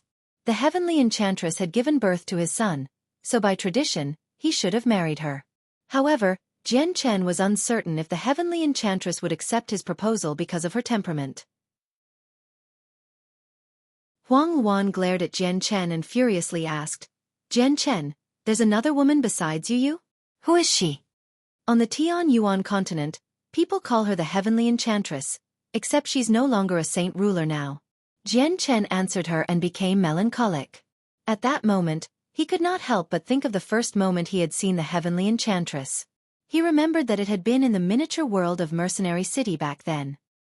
He had only been a puny little earth saint master while the heavenly enchantress had been an indomitable expert in his eyes. The heavenly enchantress. It's actually her. Huang Luan was shocked. She also knew about the heavenly enchantress. In the past, the heavenly enchantress had also been an indomitable expert in her eyes as well. The heavenly enchantress had stood on equal footing with her ancestor, Huang Tianba. They had been dazzling. Chapter 1506. Shangguan Aojian's change. Jian Chen left the Huang family with Huang Luan that same day and returned to Flame City. Soon after he returned, news that the captain of the Flame Mercenaries, also known as the City Lord of Flame City and the greatest human expert, wedding was announced. The news spread across the entire continent in an extremely short amount of time, and in just half a day, the Sea Realm, the Beast God continent, and the Wasteland continent received the news as well. They were all shocked.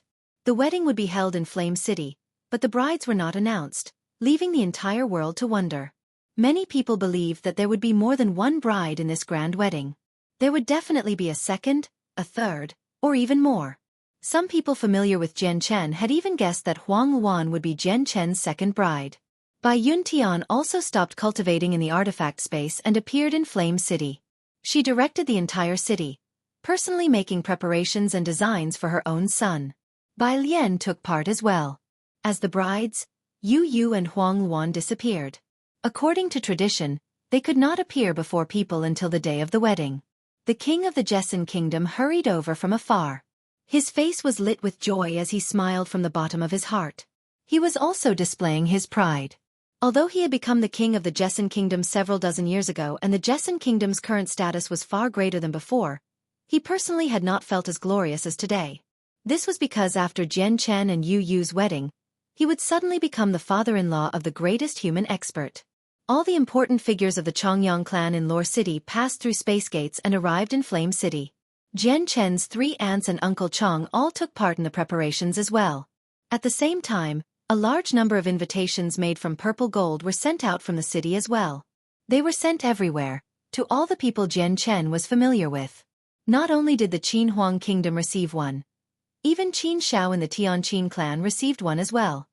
Portions of the invitations had even been sent to the Sea Realm, the Beast God continent, and the Wasteland continent by a few Saint Kings and Saint Emperors of Flame City. The entire city immediately became frantic.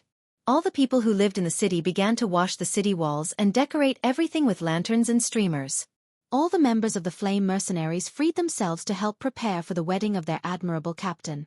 Jian Chen did not take part in the preparations for the wedding. He left it all up to his seniors and Bai Lian to handle. He himself left the city and made his way to Three Saint Island.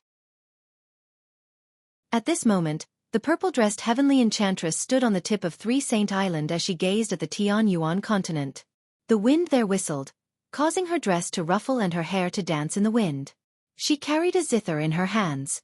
It was 6 feet long and 1 foot wide. It had a total of 36 strings and every single string created its own light, as if some mysterious energy circulated within them constantly. Vaguely, the strings seemed to have recently been strummed, making them seem like they were emitting a note, but on closer inspection, there was no note at all. The heavenly enchantress stood there with her zither in her hands. She gazed at the Tian Yuan continent with complicated emotions. In the reflection of her eyes, it was even possible to see a tiny flame city. Countless people were busy there. Some were hanging up decorations for the wedding. At this moment, a teenager who looked similar to Jian Chen walked over from afar. He stared at the heavenly enchantress full of eagerness and asked, "Mother, father's been missing for over a decade. No one has found any traces of him. When do you think he will return?" "Your father has already returned. You will see him very soon." The heavenly enchantress turned around and gently looked at the young man. The young man's face lit up when he heard her reply. He asked in disbelief, "Really? Has father really returned?" The young man was Shangguan Aojian. He had already grown up, growing into a handsome young man. He was no longer the child from before. However, no inexperience could be seen on his face. There was only a cold-blooded coolness. The faint smell of blood was even present on his body. This was the presence of someone who had gone through many fights of life and death. A dazzling speck of violet light suddenly appeared on the distant horizon as soon as he finished speaking. In less than a second, the violet speck turned into a streak of dazzling violet light. It flew over at an indescribable speed. Shangguan Aojian was immediately overjoyed when he saw the violet light. His face was filled with excitement. "It's father. It really is father. Mother, father really has returned." The violet light moved extremely quickly. In a single breath, it descended on Three Saint Island. The light vanished, revealing the white-clothed Jian Chen.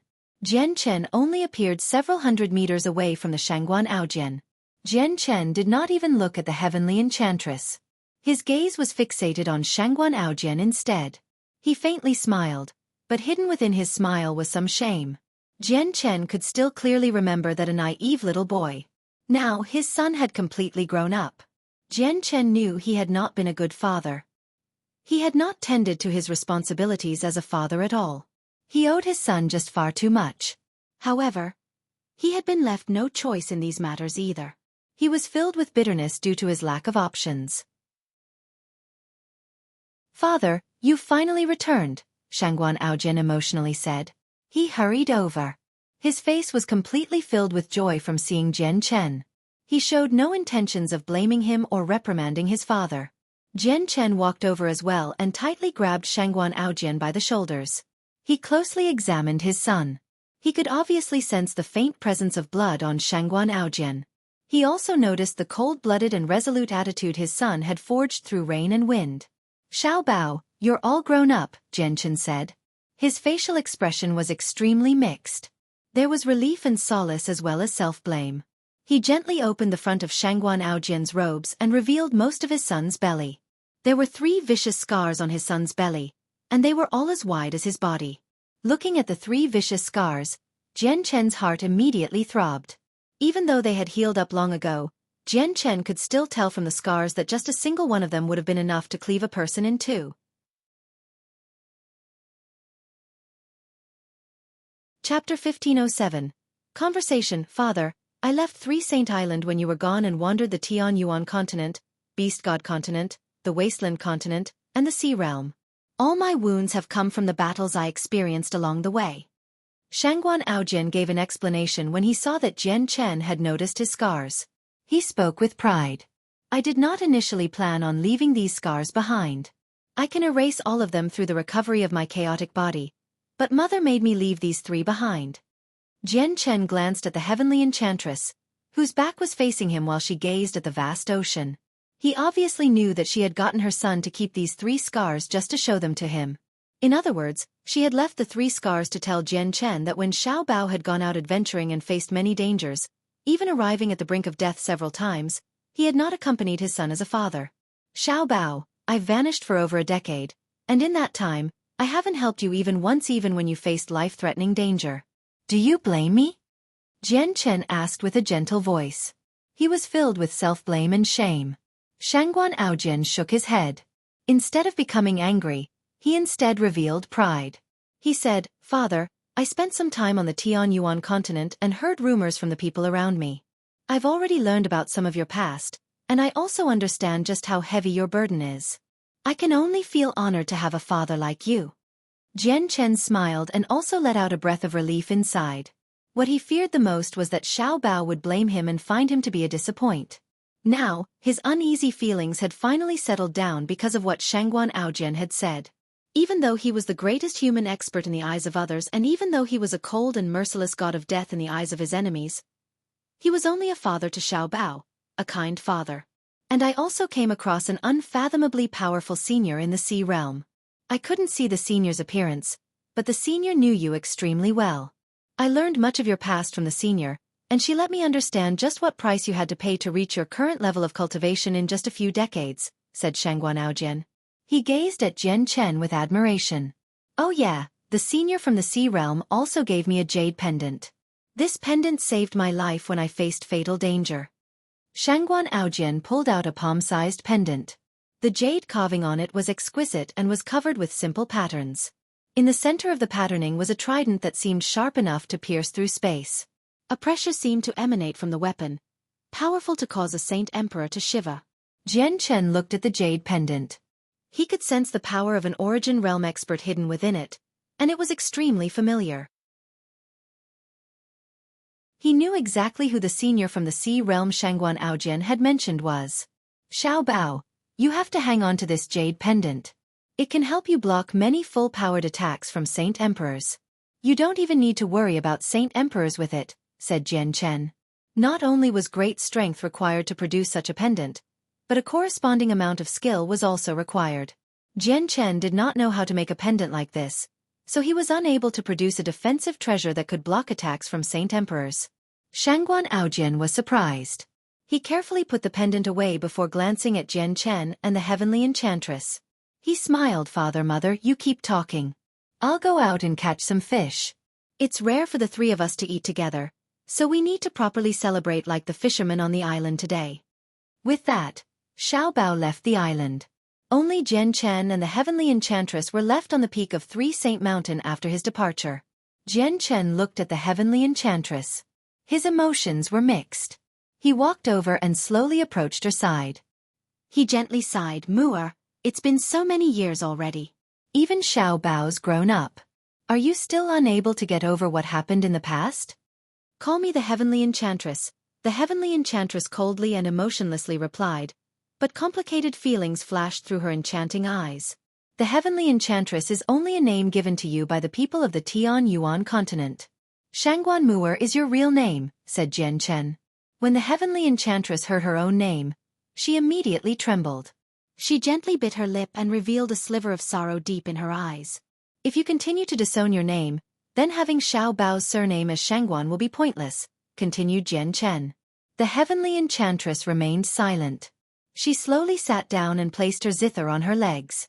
Using her hands to touch the strings, she played a pleasant melody. Each note seemed to be filled with a mysterious charm that penetrated the soul and reverberated in the mind. The notes could also affect one's emotions and thoughts.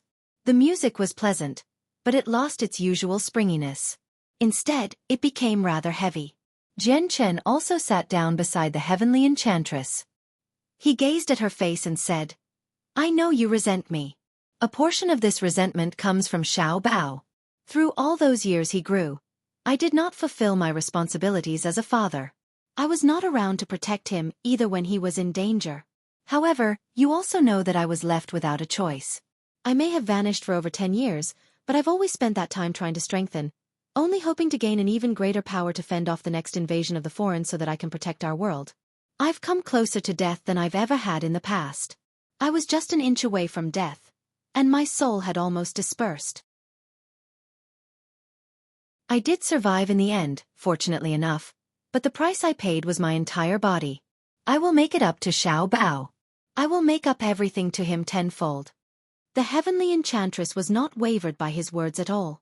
She behaved as if she had not heard Jian Chen at all. She focused on her zither, concentrating on playing it. She did not pay attention to anything else. Jian Chen fell silent for a while before continuing. 3 days from now, I will be holding a wedding with Yuer and Luaner. I will take you with me to make up for the lack of a wedding. At the same time, I will let the entire world know that Shangguan Aojian is my son. I won't go and neither will Xiao Bao. This time, the heavenly enchantress said something. Her voice was cold and firm. Jian Chen sighed. He looked at the heavenly enchantress, feeling quite the headache, and said, Mu'er, there are some things that are set in stone by fate. No matter how much you dislike them, they are unchangeable. Tell me this once you've truly fulfilled your responsibilities as a father, and weddings are completely pointless. Only mortals hold things like that. The heavenly enchantress coldly replied. She continued to play her zither, except the music sounded even heavier. Jian Chen secretly rejoiced. He could tell that most of her resentment had disappeared. The main reason why she was displeased with him was because of Xiao Bao. Jian Chen's mind suddenly cleared up due to what the heavenly enchantress said. Marriage to mortals was a significant matter, a ceremony that was almost crucial. It was indeed nothing to fighters with lengthy lives. Some of them did not even follow the tradition of getting married. As long as the two people involved agreed, there was no need for a ceremony at all. They just needed to become a couple. There was not even a need to tell their parents or the seniors of their clans. The reason why many people still maintained the traditions of mortals was because all fighters had started out as one. Even though a few of them were powerful, they still followed tradition since it was difficult to disregard the traditions of mortals. Jian Chen no longer placed so much focus on the wedding after reaching this understanding. Holding a wedding was something that had slowly developed among mortals. It did not signify anything. In reality, he and the heavenly enchantress, as well as Huan Luang, had already become couples. Even without marriage, nothing was able to change that fact. The last matter I want to talk about is your father. I hope you can visit your father and the ancestor of the Tsar family, Tsar Kaiyun. Her soul is damaged and she's in a coma. She cannot recover with just heavenly resources, but I do believe that you possess the power to awaken her. Jian Chen mentioned his final reason for visiting, and he also looked at the heavenly enchantress with some gentleness as well.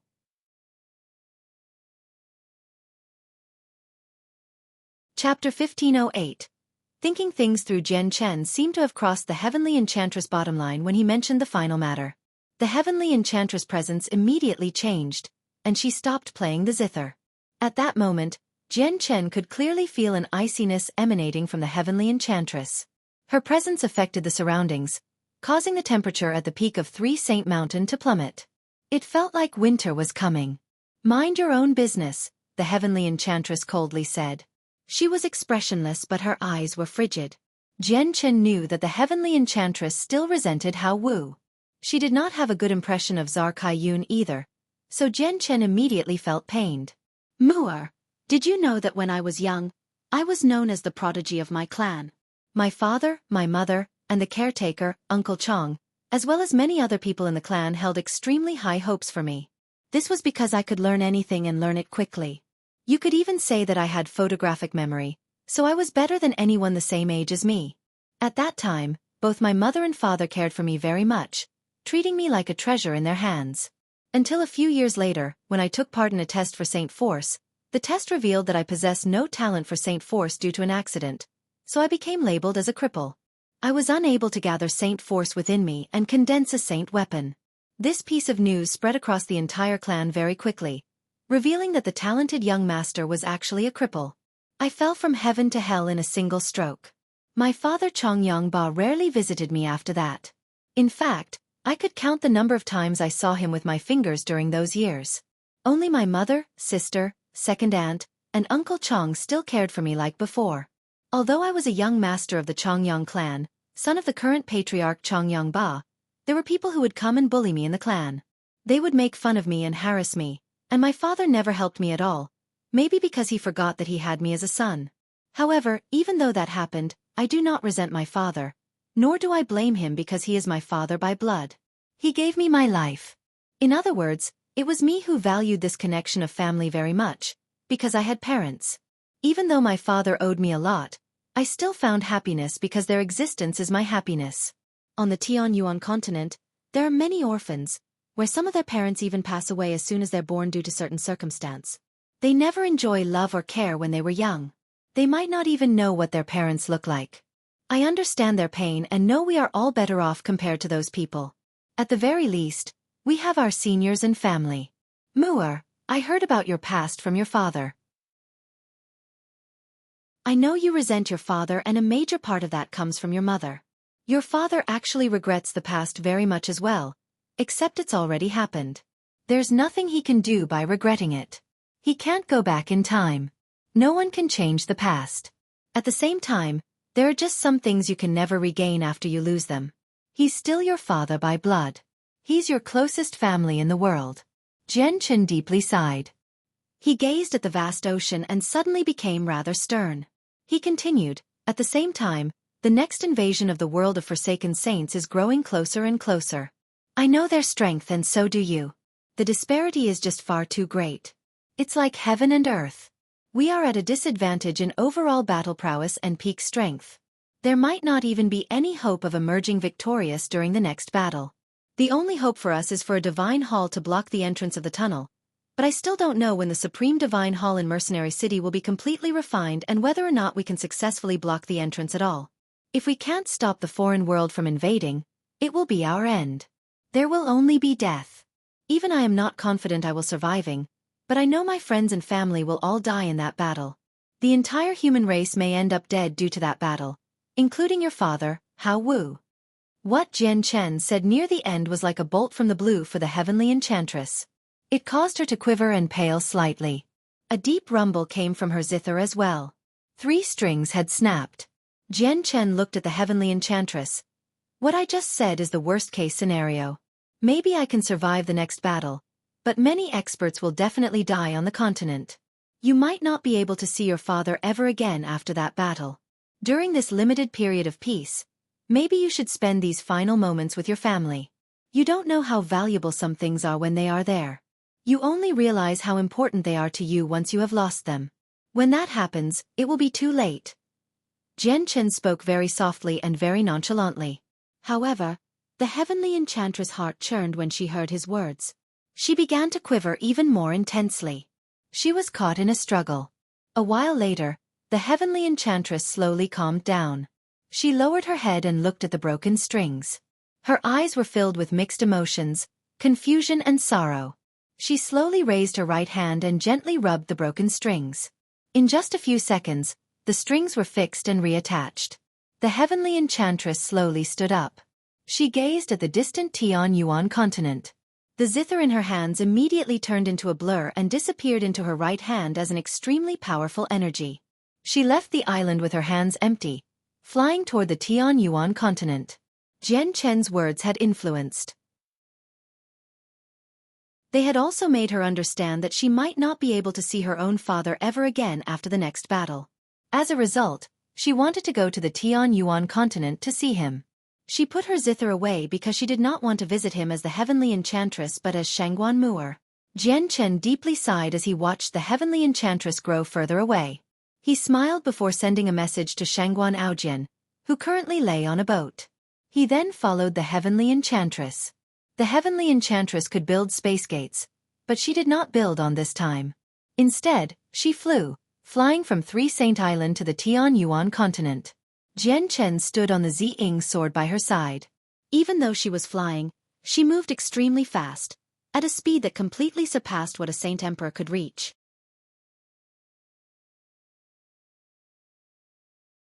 Chapter 1509. Czar Kaiyun awakens in an ancient mountain range quite far away from the City of God. A violet streak of light suddenly appeared on the horizon, shooting across the sky like a violet comet. It disappeared into the depths of the mountain range after a moment. The violet streak of light was Jian Chen riding the expanded Ziying sword. The heavenly enchantress walked beside him. She seemed to be casually strolling through the air, but the space around her trembled gently, constantly changing. Visible ripples of space appeared beneath her as well. She seemed to be teleporting an extremely far distance with each step. She was no slower than Jian Chen. The heavenly enchantress had already surpassed Saint Emperor and had reached the origin realm. Her control and usage of space surpassed ordinary receival experts. Jian Chen was not surprised by the heavenly enchantress' rapid growth at all. Even ignoring the yin and yang energies she had absorbed from the yin-yang Saint Rock, Xiao Bao had gifted the heavenly enchantress a huge fortune. Xiao Bao possessed the innate chaotic body, which was rare even in the immortals' world. As the mother of Xiao Bao, the heavenly enchantress was blessed by the world, blessing her with a smooth cultivation path. As long as she did not die, she would definitely become an emperor. Not a saint emperor of the Tianyuan continent, but an immortal emperor of the immortals' world. Even in this sealed world, the heavenly enchantress could break through Saint Emperor without any obstructions. Jian Chen suspected this was because of Xiao Bao. The seal preventing the breakthrough to the origin realm was extremely powerful, but it was not perfect. It was unable to stop those who cultivated the chaotic body like him and Xiao Bao, the war god of the 100 races, Tai Ta, or Xiao Jin and Xiao Ling, natural spirits of the world. Jian Chen and the heavenly enchantress entered the depths of the mountain range before stopping in front of a tiny wooden shack at the top of a mountain. The wooden structure had stood there for several decades, constantly buffeted by the wind, and had become extremely weak. It was like an old man close to death, creaking in the wind as if it was about to collapse. The Ziying sword returned to its original size and stuck to Jian Chen's back. Jian Chen stood beside the heavenly enchantress, quietly looking at the wooden structure. The heavenly enchantress also stared at it as her feelings became extremely complicated. The person in the shack seemed to sense the arrival of others. With a creak, the wooden door slowly opened, revealing Hao Wu. Hao Wu stood at the tiny entrance. The simple, white robes he wore seemed rather old. His face was haggard, filled with the heavy weight of exhaustion. Even though Hao Wu's appearance had not changed much, Jian Chen still felt like he was far older now. Mu'er. Hao Wu was immediately stunned when he caught sight of the heavenly enchantress. His quivering voice was filled with serendipity and disbelief, along with some complicated and bitter emotions. Remorse immediately overwhelmed Shangguan Mu'er's heart. It ached when she saw how much older Hao Wu had become, as well as his haggard, disheveled face and graying hair. She had once resented Hao Wu, refusing to even accept him as her father. To her, not only did Hao Wu owe her mother a lot since he never gave her happiness, but her mother had even died because of him. He never showed any true concern for her either. Shangguan Mu'er only suddenly realized after what Jian Chen had said that even though she hated her father very much, he still possessed a certain level of significance in her heart. After all, he was her father as well as her only blood relative left in the world. It was just that this level of significance was nothing compared to her hatred for him. It was nowhere near enough for her to make up to him. The reason why she had come this time was to spend a short period of time with him before the next invasion of the world of Forsaken Saints. This visit could even be their last moments together. After the next battle, maybe the world would no longer possess a heavenly enchantress or a Hao Wu, or maybe she could survive with her origin realm strength, but Hao Wu would perish. Father, Shangguan Mu'er said with great difficulty. Her voice trembled slightly and was rather raw. At that moment, her feelings were extremely mixed. She was not even certain what she was feeling. Hao Wu was stunned by what the heavenly enchantress had said. His body trembled even more as 2 streaks of turbid tears uncontrollably rolled down his cheeks. Mu'er, why you're finally willing to call me father. Hao Wu was overjoyed. He felt like he was in a wonderful dream. He had wanted Shangguan Mu'er to refer to him as father for so long that it had become an unrealistic dream. Shangguan Mu'er gently bit her lower lip. She said nothing and looked away from Hao Wu, now focusing on the shack behind him. As she gradually raised her right hand, a tremendous and powerful energy immediately surged forth, condensing into her zither in a single moment. She began to play it gently. The music was light but also very deep. Each note seemed to possess an irresistible charm, able to pierce all obstructions and affect the soul. Jian Chen had heard her play something like this on 3 Saint Island in the past.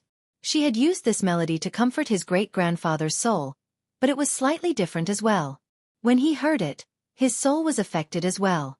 At that moment, he felt extraordinarily calm and comfort filled the depths of his soul. The music seemed to be able to heal injuries of the soul. Jian Chen was shocked. Injuries to the soul were the most difficult to deal with. Any heavenly resource that could heal the soul was invaluable. They were also extremely rare and precious. However, just the heavenly enchantress music possessed such an effect, which he found rather unbelievable. Jian Chen could even feel that the music had other effects aside from healing the soul. Just listening to it would benefit one's soul. Very soon, the music stopped and the melody came to an end. The zither disappeared from the heavenly enchantress' arms, and at the same time, Zar Cayun's eyelids slightly trembled. She finally showed signs of movement after being unconscious for many years. Chapter 15:10. Zhou Qiyun's close call. Zar Cayun, who had been in a coma for many years, awakened because of Shangguan Mu'er's melody. At the same time, Jian Chen left, returning to Flame City. He left to give Shangguan Mu'er, Hao Wu, and Zar Cayun some space. He could no longer interfere with how they dealt with each other. This was all he could do. There were still 2 days before Jian Chen's wedding. When he returned to Flame City, the entire city possessed a new appearance. Whether it was the various shops in the city or the residential zones for the members of the mercenaries, they had all been covered with decorations. The entire city was bubbling with joy. The Divine Realm was a famed place in the Sea Realm. Not only was it famous because of how dangerous it was, where even 17th star experts could die, but it also hid many fortuitous encounters as well as treasures that could make 15th and 16th star experts waver. The divine water of the world was one particular example.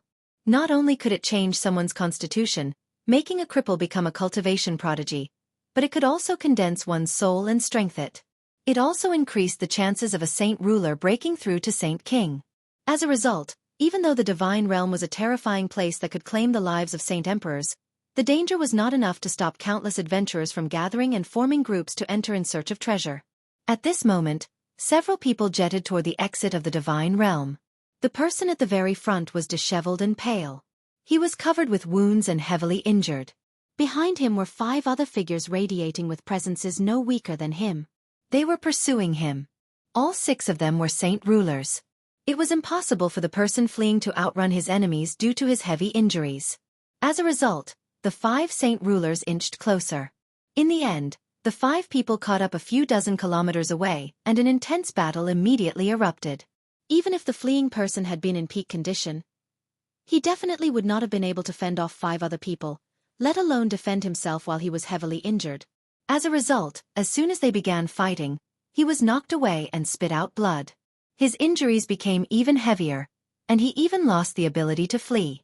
As if the 5 saint rulers knew that their opponent had been incapacitated, they took their time. They slowly surrounded the bloodied saint ruler on the floor. One of them sneered, "Xueqi, how are you worthy of possessing 16th star quaking thunders? If you knew you'd end up like this, why didn't you just hand them over? That way, you would have been able to emerge alive at the very least. It's just a pity that you made the 5 of us chase you all the way from the depths of the Divine Realm here for the quaking thunders. Even if you hand them over willingly now, we will not forgive you." As he said that, he slowly raised the spear in his hand, targeting Zhou Chuyun's head. Zhou Chuyun lay on the floor as he stared at the 5 of them. His eyes were filled with regret, but he seemed to understand that he could not avoid death no matter what today. He sighed inside and slowly closed his eyes. The moment his eyes shut, he could not help but think of his daughter, Zhou Lin. "Linner, I won't be able to accompany you in the future. You have to look after yourself." At death's doorstep, the one thing that Zhou Chuyun found most difficult to let go of was his daughter, who he had left in Divine City. At the same time, the saint ruler's arm suddenly moved. The spear in his hand shot toward Zhou Chuyun's head with lightning-like speed, appearing as a blur. However, just when the spear had traveled halfway, the space around them suddenly froze. At that moment, time seemed to stop around the 6 people. The spear that had been targeting Zhou Chuyun's head froze there as well. It was unable to cross the remaining distance no matter what. It was not just the spear. Even Zhou Chuyun and the saint rulers who were pursuing him had been immobilized by the frozen space. They were stuck. Shock and fear filled the eyes of the person wielding the spear. He was unable to move at all even with his strength as a 6th heavenly layer saint ruler, so it was impossible for a saint ruler to have frozen the space around them. Even 9th heavenly layer saint rulers could not achieve such a feat. This could only be the work of a saint king. Similar emotions flooded the eyes of the 4 other saint rulers. A saint king was actually stopping them from killing Zhou Chuyun. Even if the saint king was not acquainted with Zhou Chuyun, just freezing the space around them signified that this saint king wanted to save him.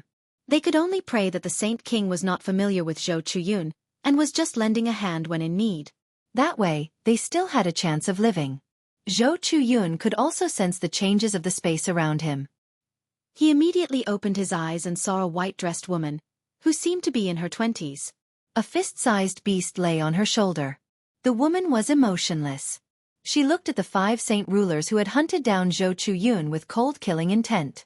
She coldly said, "I hate those who kill for treasure the most." With just that, the woman's palm gently touched the heads of the 5 saint rulers. Immediately, their eyes dimmed before losing all light in a single moment. They had become empty shells. The gentle strike from the woman had wiped out their souls. Space returned to normal and the 5 saint rulers collapsed powerlessly. The woman passed over their corpses and made her way to the exit of the Divine Realm. She paid no attention to Zhou Chuyun, as if she did not help Zhou Chuyun to save him and only helped because she found people who killed for treasure annoying. Zhou Chuyun stood up with great difficulty and clasped his hands at the woman who was traveling further away. I am the captain of the Blue Sky Adventurers, Zhou Chuyun. I thank Senior's kindness for saving my life. The woman paid no attention to Zhou Chuyun. She stepped toward the exit and, in just a few steps, vanished from his vision. Zhou Chuyun deeply sighed after surviving. He pulled out medicine from his space ring and consumed it. He then collected the space rings of the 5 saint rulers before leaving in a hurry. He had come close to dying many times in the past, but this was the closest he had ever come to death. He had already made up his mind to never venture into the divine realm again. He wanted to return to the Tian Yuan continent with his daughter. Even if it meant death to return, he wanted to die in his homeland. At this moment, the woman who had saved Zhou Chuyun stood outside the divine realm. She gloomily looked at the familiar world and showed deep anguish. However, it was soon drowned out by roaring hatred. An icy cold killing intent radiated from her body. She discerned her orientation and shot off. Chapter 1511. Kai Ya's Return. The TYT tribe was a medium-sized organization in the Sea Realm. Even though the organization was nameless, it possessed a certain status within a radius of 1,000,000 kilometers. This was because the TYT tribe possessed a saint ruler ancestor. He had already reached the 14th star, now extremely close to the 15th star.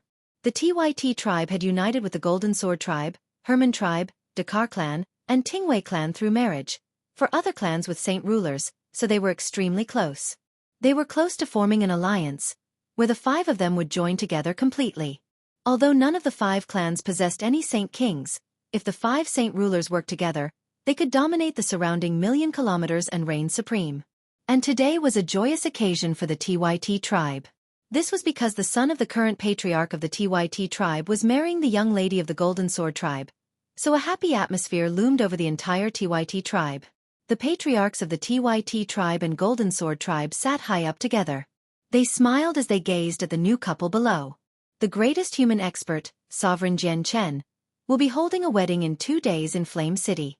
Our wedding today will be borrowing the joy from his wedding. In the future, I won't hold hopes for you to become people like Sovereign Jian Chen. I just hope you can become emperors. The patriarch of the TYT tribe toasted to the new couple below. As soon as he finished speaking, quite a few of the guests immediately added their support. These people all belonged to smaller clans, so as long as they could get on the TYT tribe's good side, they would be able to achieve glory. The patriarch of the TYT tribe sat with a smile as the people around him tried to curry favor. Other people only believed that the hope of his son becoming an emperor was only a casual comment, but only he knew that there would definitely be an emperor in their clan in their future. This was because he took part in wiping out the Kaler tribe all those years ago. He knew that the young lady of the Kaler tribe, Kai Ya, had fled, and even the 5 saint ruler ancestors were unable to force her to stay. His tribe would not need to take anything to heart if Kai Ya only possessed ordinary talent. However, not only was Kai Ya a cultivation genius, having reached saint ruler at such a young age, but she practiced the cultivation method of the Octoterra Emperor as well. It possessed so much potential that she would definitely reach Saint King and become a Saint Emperor. In order to fend off Kai Ya's revenge, the 5 clans that all took part in the operation united with one another through marriage. They had schemed together. However, they knew that if she became a Saint King, they would not be her opponent even if they worked together. If she became a Saint Emperor, she could probably wipe the 5 clans off the face of the Sea Realm with just a wave of her hand. As a result, they urgently required the protection of a Saint King or even a Saint Emperor. It was extremely unlikely for the 5 ancestors to reach Saint King due to their limited talent, so they would probably end up remaining as Saint rulers forever. As a result, the 5 clans could only place their hopes on their talented descendants. Just as the TYT tribe and Golden Sword tribe celebrated the wedding, a white figure appeared in the sky far away. She was a woman who seemed to be in her 20s. Even though she was not alluring, she still possessed some beauty. At the same time, a tremendous presence radiated from her unintentionally, causing the surrounding space to gently tremble. The woman ran through the air. She moved extremely quickly, arriving above the TYT tribe like she had teleported despite only being on the horizon the moment before. A fist-sized beast perched obediently on her shoulder. The entire clan did not sense the woman's arrival at all. They joyously continued celebrating the wedding. The woman coldly glanced at the Tyt tribe below. Her eyes were immediately filled with extremely heavy hatred. In a single moment, a powerful killing intent swept out from her, not only causing the surrounding temperature to plummet, but the killing intent turned into an bone-chilling wind as well. It caused the surroundings to churn and caused the energy of the world to become chaotic. Afterward, she waved her hand and a powerful barrier immediately enveloped the entire clan. The powerful killing intent sank to the ground and crushed down on everyone. The people below could not help but shiver as their expressions changed. The wedding came to a halt as well. All the people in the Tyt tribe lost their warm smiles at that moment. They all stared at the sky in shock, and only then did they discover the woman who had appeared in the air. The patriarchs of the two clans as well as all the members of the upper echelon revealed drastically different expressions when they saw the woman. Their hearts churned as well. "Cape Kaya," the patriarch of the Tyt tribe said with a trembling voice. At that moment, his face became devoid of blood. Even a trace of despair had appeared. The patriarch of the Golden Sword tribe looked the same. The two of them were not saint rulers, but they had seen saint rulers before and were extremely familiar with them. Kaya was no longer a saint ruler in their eyes. She had surpassed that realm of cultivation. Another powerful presence appeared, but it was insignificant compared to Kaya's killing intent. It was like an ant to an elephant. The ancestor of the Tyt tribe appeared. He was the pride of the clan as well as the only saint ruler of the Tyt tribe. He had already reached the 8th heavenly layer. However, he also stared at Kaya with an ashen face. He appeared very stern. In the past, he and 4 ancestors of the other clans had pursued Kaya, forcing her into the depths of the divine realm before giving up. If it were not for the fact that they had not been confident that they could stay alive in the depths of the divine realm, they would have continued to pursue her without any hesitation at all. Back then, the 5 of them had guessed that Kaya might not end up dead in the depths of the divine realm because of the cultivation method she practiced, so they would come face to face with her revenge one day. As a result, the 5 clans had prepared themselves throughout the past few years, waiting for her to take revenge. They had even begun preparing some wealth to recruit a saint king to protect them in another few decades. What they never expected was that Kaya would come back for revenge so quickly, let alone assume that her strength would have increased at such a terrifying rate. She had become a saint king in less than 2 decades. They had believed that she would have required a century, at the very least, before coming back for revenge even with the cultivation method of the Octaterra Emperor. Chapter 15:12. Killers of the Divine Realm. Kaya, I sure have underestimated you. I never thought that you would grow to such an extent in such a short amount of time. No matter how impressive your talent is, no matter if your cultivation is created by an emperor, it's impossible for you to improve so quickly. Looks like you've had quite an impressive fortuitous encounter in the divine realm, the ancestor of the Tyt tribe said with a deep voice. At that moment, he was filled with regret. He regretted the fact that the 5 clans needed to wait so long before they could invite an expert to guard them. If their clan possessed a saint king, they would still possess the ability to battle against the now strengthened Kaya. All the people who had come to the wedding became extremely pale within the barrier. They were very shocked. Many of them knew about the devastation of the Kaler tribe many years ago. Although they were not a famed clan within the sea realm, they had still been a clan that had possessed a saint ruler after all. They were also quite famous in the surrounding million kilometers, so it caused a large disturbance in the region when the entire organization fell in one night. Although the people responsible were never found, quite a few people had guessed from some hints that the ancestors of the Tyt tribe, Golden Sword tribe, Herman tribe, Dakar clan, and Tingwei clan had taken part in the disaster. However, no one stepped forward for the Kaler tribe either. What shocked the guests was that the young lady of the Kaler tribe, Kaya, had already become a saint king. She had come to seek revenge against the Tyt tribe, trapping everyone, including those unrelated, within the barrier. This caused all of them to become fearful and unsettled, afraid that Kaya would kill them too. Even if several saint rulers worked together, they would not be able to quickly smash through a barrier cast down by a saint king, let alone this group of guests right now.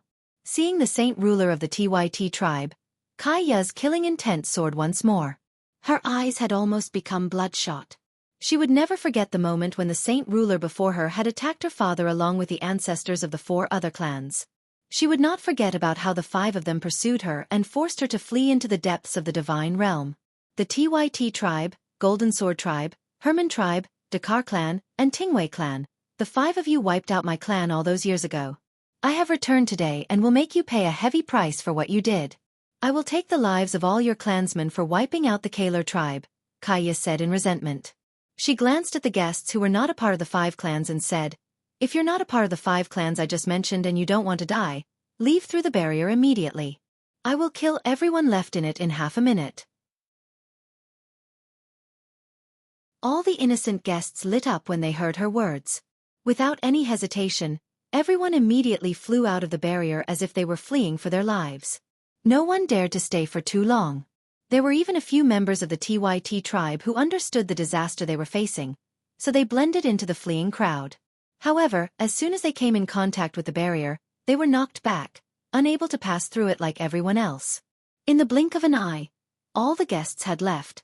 No one was willing to stay behind, including those who had extremely close ties to the Tyt tribe. If their opponent was at a similar level of strength, maybe some of them would have remained behind.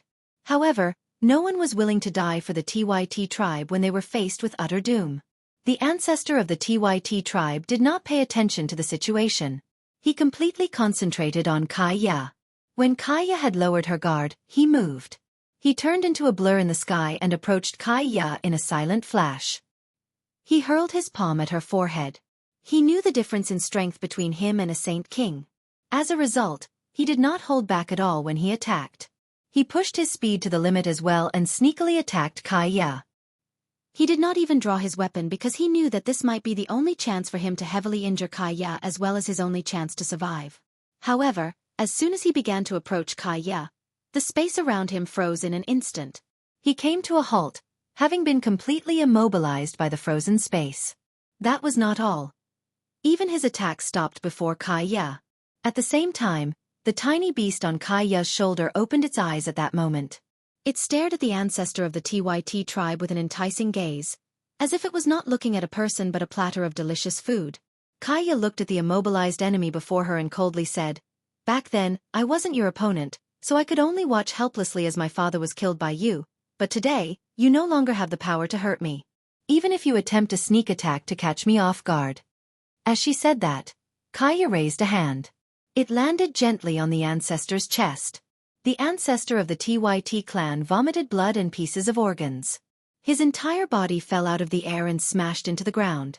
He created a huge ditch and lost the ability to climb out of it. Just striking him with her palm had heavily injured him. His organs had been destroyed and his bones had fractured. He lost the ability to stand. Seeing how puny their strongest ancestor was before Kaya, all the members of the Tyt tribe appeared ashen.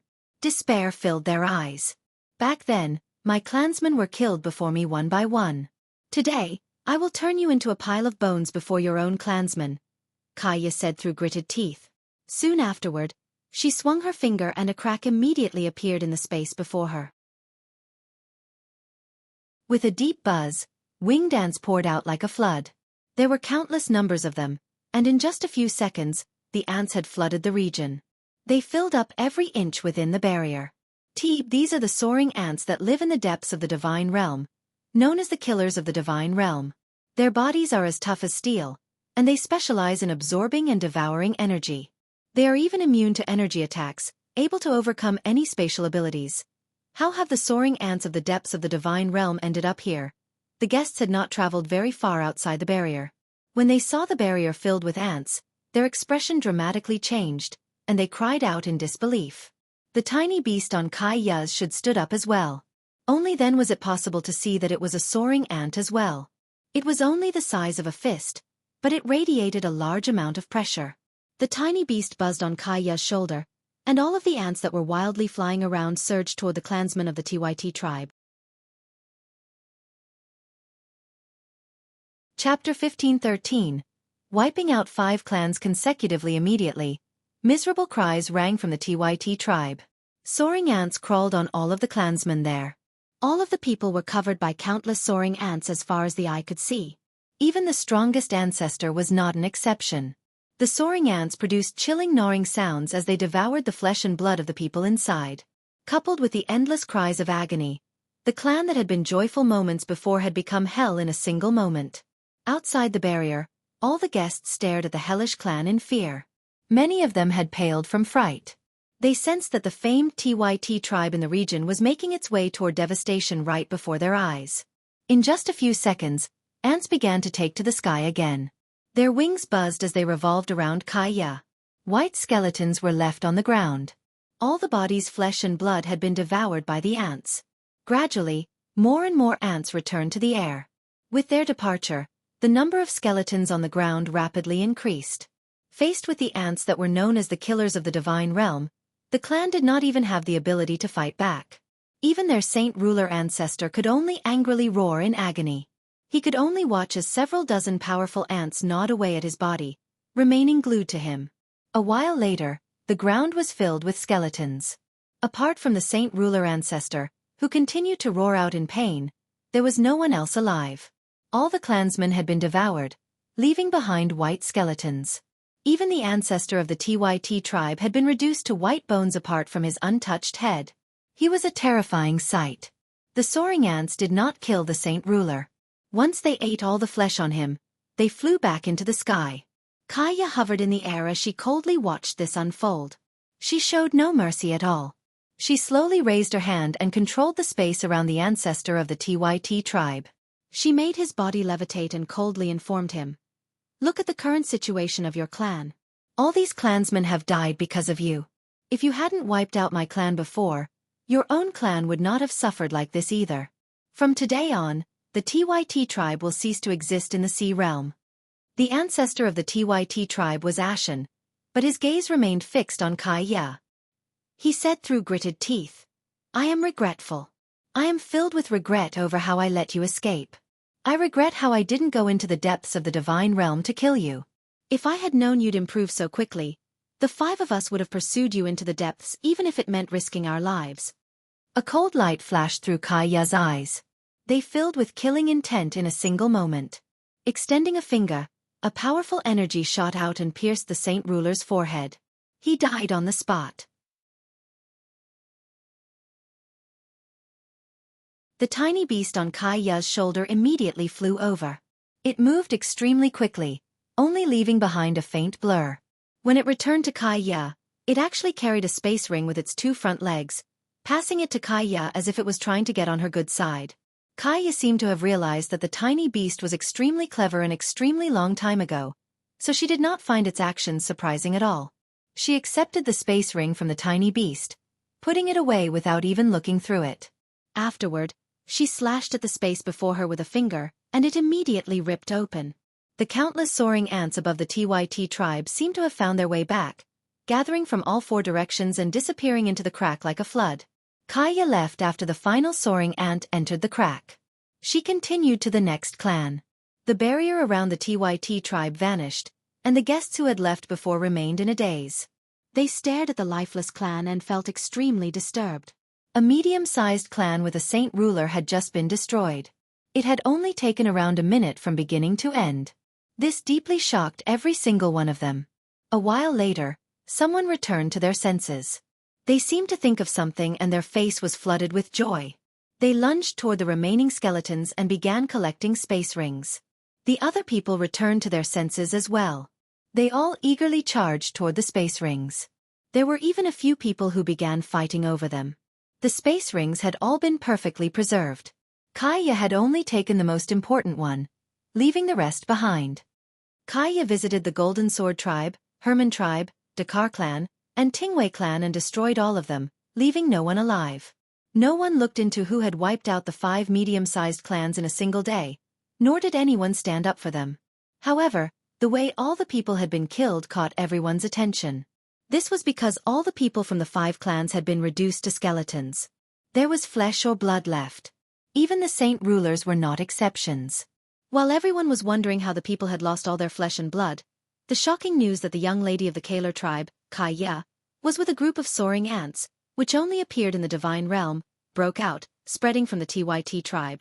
This shook the entire sea realm and even caught significant attention from the 3 halls of the sea realm. In a bustling large city within the sea realm, A woman who wore white clothes and had a tiny beast laying on her shoulder sat in an inn.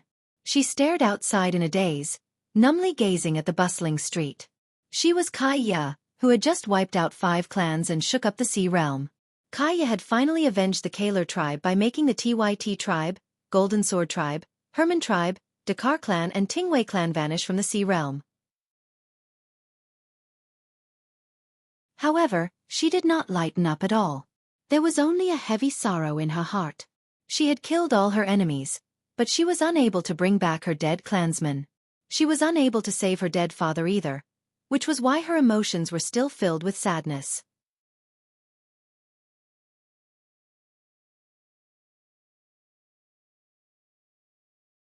Chapter 15:14. Acquaintances from the Sea Realm. I was once the young lady of the Kaler tribe, my father's only daughter. I had a very loving father and thousands of clansmen as well. I lived in a happy family. But now my father is gone and all my clansmen are gone as well. All those familiar smiling faces only exist in my memories now. Kaya sat by the window as she numbly stared outside. 2 streaks of tears ran down her cheeks. The sea realm was vast. The number of people living there reached into the tens of billions. However, she did not have a single relative among them. She was filled with loneliness. She gulped down the strong alcohol in her cup, and it roared in her chest like a burning flame, causing her face to flush. She raised her head and stared at the deep blue sky. The sky was both familiar and foreign. Kaya no longer felt any attachments to the sea realm now. Perhaps the sea realm had become a place of sorrow to her. It would only cause her anguish. At this moment, Kaya overheard the conversation of a few people. Her empty eyes immediately narrowed. There's still 1 day until the great human expert's wedding. I heard that although Sovereign Jian Chen's wedding was quite sudden and that the preparations were rather rushed, the wedding will be unprecedentedly grand. That's obvious. Don't you know who Sovereign Jian Chen is? He was born as a human, but his magnanimity and generosity has won the respect of all experts in the world. After all, many saint kings and saint emperors only managed to break through because of Sovereign Jian Chen's heavenly resources. I've even heard that Sovereign Jian Chen helped revive our great sea goddess. Our great goddess will probably personally take part in Sovereign Jian Chen's wedding. I can't speak for our great sea goddess, but I am certain that all the emperors in our sea realm will be going to Sovereign Jian Chen's wedding. There's many saint emperors taking part in his wedding. Just the thought of it is envious. It's said that Sovereign Jian Chen is also the ruler of the Turtle Clan. What's interesting is how he's clearly a human, so how can he be the ruler of the Turtle Clan as well? This rumor's probably false. I don't know whether Sovereign Jian Chen is the ruler of the Turtle Clan, but I paid a visit to the Turtle Clan a few months ago and saw a sculpture of him there. With someone bringing up the topic, more and more people took part in the conversation about Jian Chen. Very soon, there were no other conversations in the inn. Basically everyone was talking about Jian Chen. Some people had even began arguing intensely, getting into disagreements over Jian Chen. Kaya, who was temporarily sitting in the same inn, forgot about her sorrow. She listened quietly as everyone conversed about Jian Chen. She could not help but think about when Jian Chen had gifted her the cultivation method of the Octaterra Emperor. Although the Kaler tribe suffered its demise because of the cultivation method, Kaya had never blamed Jian Chen. She understood that her clan was devastated because her father mentioned the cultivation method she practiced to his 5 good friends, who he overly trusted. Kaya said nothing. She sat there quietly by herself as she drank, paying attention to all the conversations about Jian Chen in the inn. She had no idea what changes Jian Chen had gone through during these years, nor did she know why he had become the human sovereign. She wanted to learn a bit more about him through the other people. However, after listening for quite some time, she discovered that basically everyone's conversations in the inn revolved around Jian Chen's wedding. Apart from the fact that Jian Chen's wedding was about to occur, she learned nothing else. Kaya knew that she would learn nothing more if she continued listening. As a result, she stood up and clasped her hands to everyone, warriors. Kaya did not speak loudly, but her voice drowned out all the sounds in the inn. At the same time, her voice was thunderous when others heard it, forcing them to stop talking. At that moment, the busy inn fell completely silent. Everyone looked at Kaya full of dread and fear. They all sensed that the ordinary-looking woman was an extremely powerful expert. Kaya had stunned everyone in the inn with a single word. It would obviously not be a problem for her to learn about what she wanted to know. In order to get on her good side, All the people in the inn hurriedly answered Kaiya's questions. Every single person constantly blurted out answers and spoke endlessly. They answered every single question. Kaiya learned everything very soon and left behind a few quaking thunders as gifts before leaving. I never thought that warrior Jian Chen would have already surpassed Saint Emperor, and I never thought that so much would happen while I cultivated in the depths of the sea realm, such as the invasion of the world of forsaken saints. There's still one more day before warrior Jian Chen's wedding, and I no longer have any attachments to the sea realm, so I might as well go to the Tianyuan continent, Kaiya thought. Afterward, she shot off into the sky like a rocket, disappearing in a single moment. At the same time, in a city several million kilometers from where Kaiya was, 4 old men walked side by side down a busy street. The 4 old men all wore similar robes, and at a closer glance, it was quite obvious that their appearances and their presences possessed shocking similarities. I never thought that so much would happen while we were in seclusion. Not only have many experts who have surpassed Saint Emperor appeared, but they've even discovered the entrance to a different world, one of the old men said nonchalantly. Big brother, the sea realm is filled with news about the wedding of the greatest human expert Jian Chen, which will be held in a day, and that the entrance to the other world is on the Tianyuan continent as well, so all the strong people have gathered on the continent. It'll definitely be extremely busy there. Why don't we go to the Tianyuan continent? A second old man suggested. Third brother's right. There's no point for us to remain in the sea realm any longer. At the same time, there's many imperfections in the sword formation we've just comprehended. We can perfect it through fighting and killing. The next time the world of Forsaken Saints invades will be perfect for the 4 of us to perfect it. You're tuning in to the Xueqi's Martial Arts Saga YouTube channel. Don't forget to subscribe and join us on this journey to catch the most captivating stories.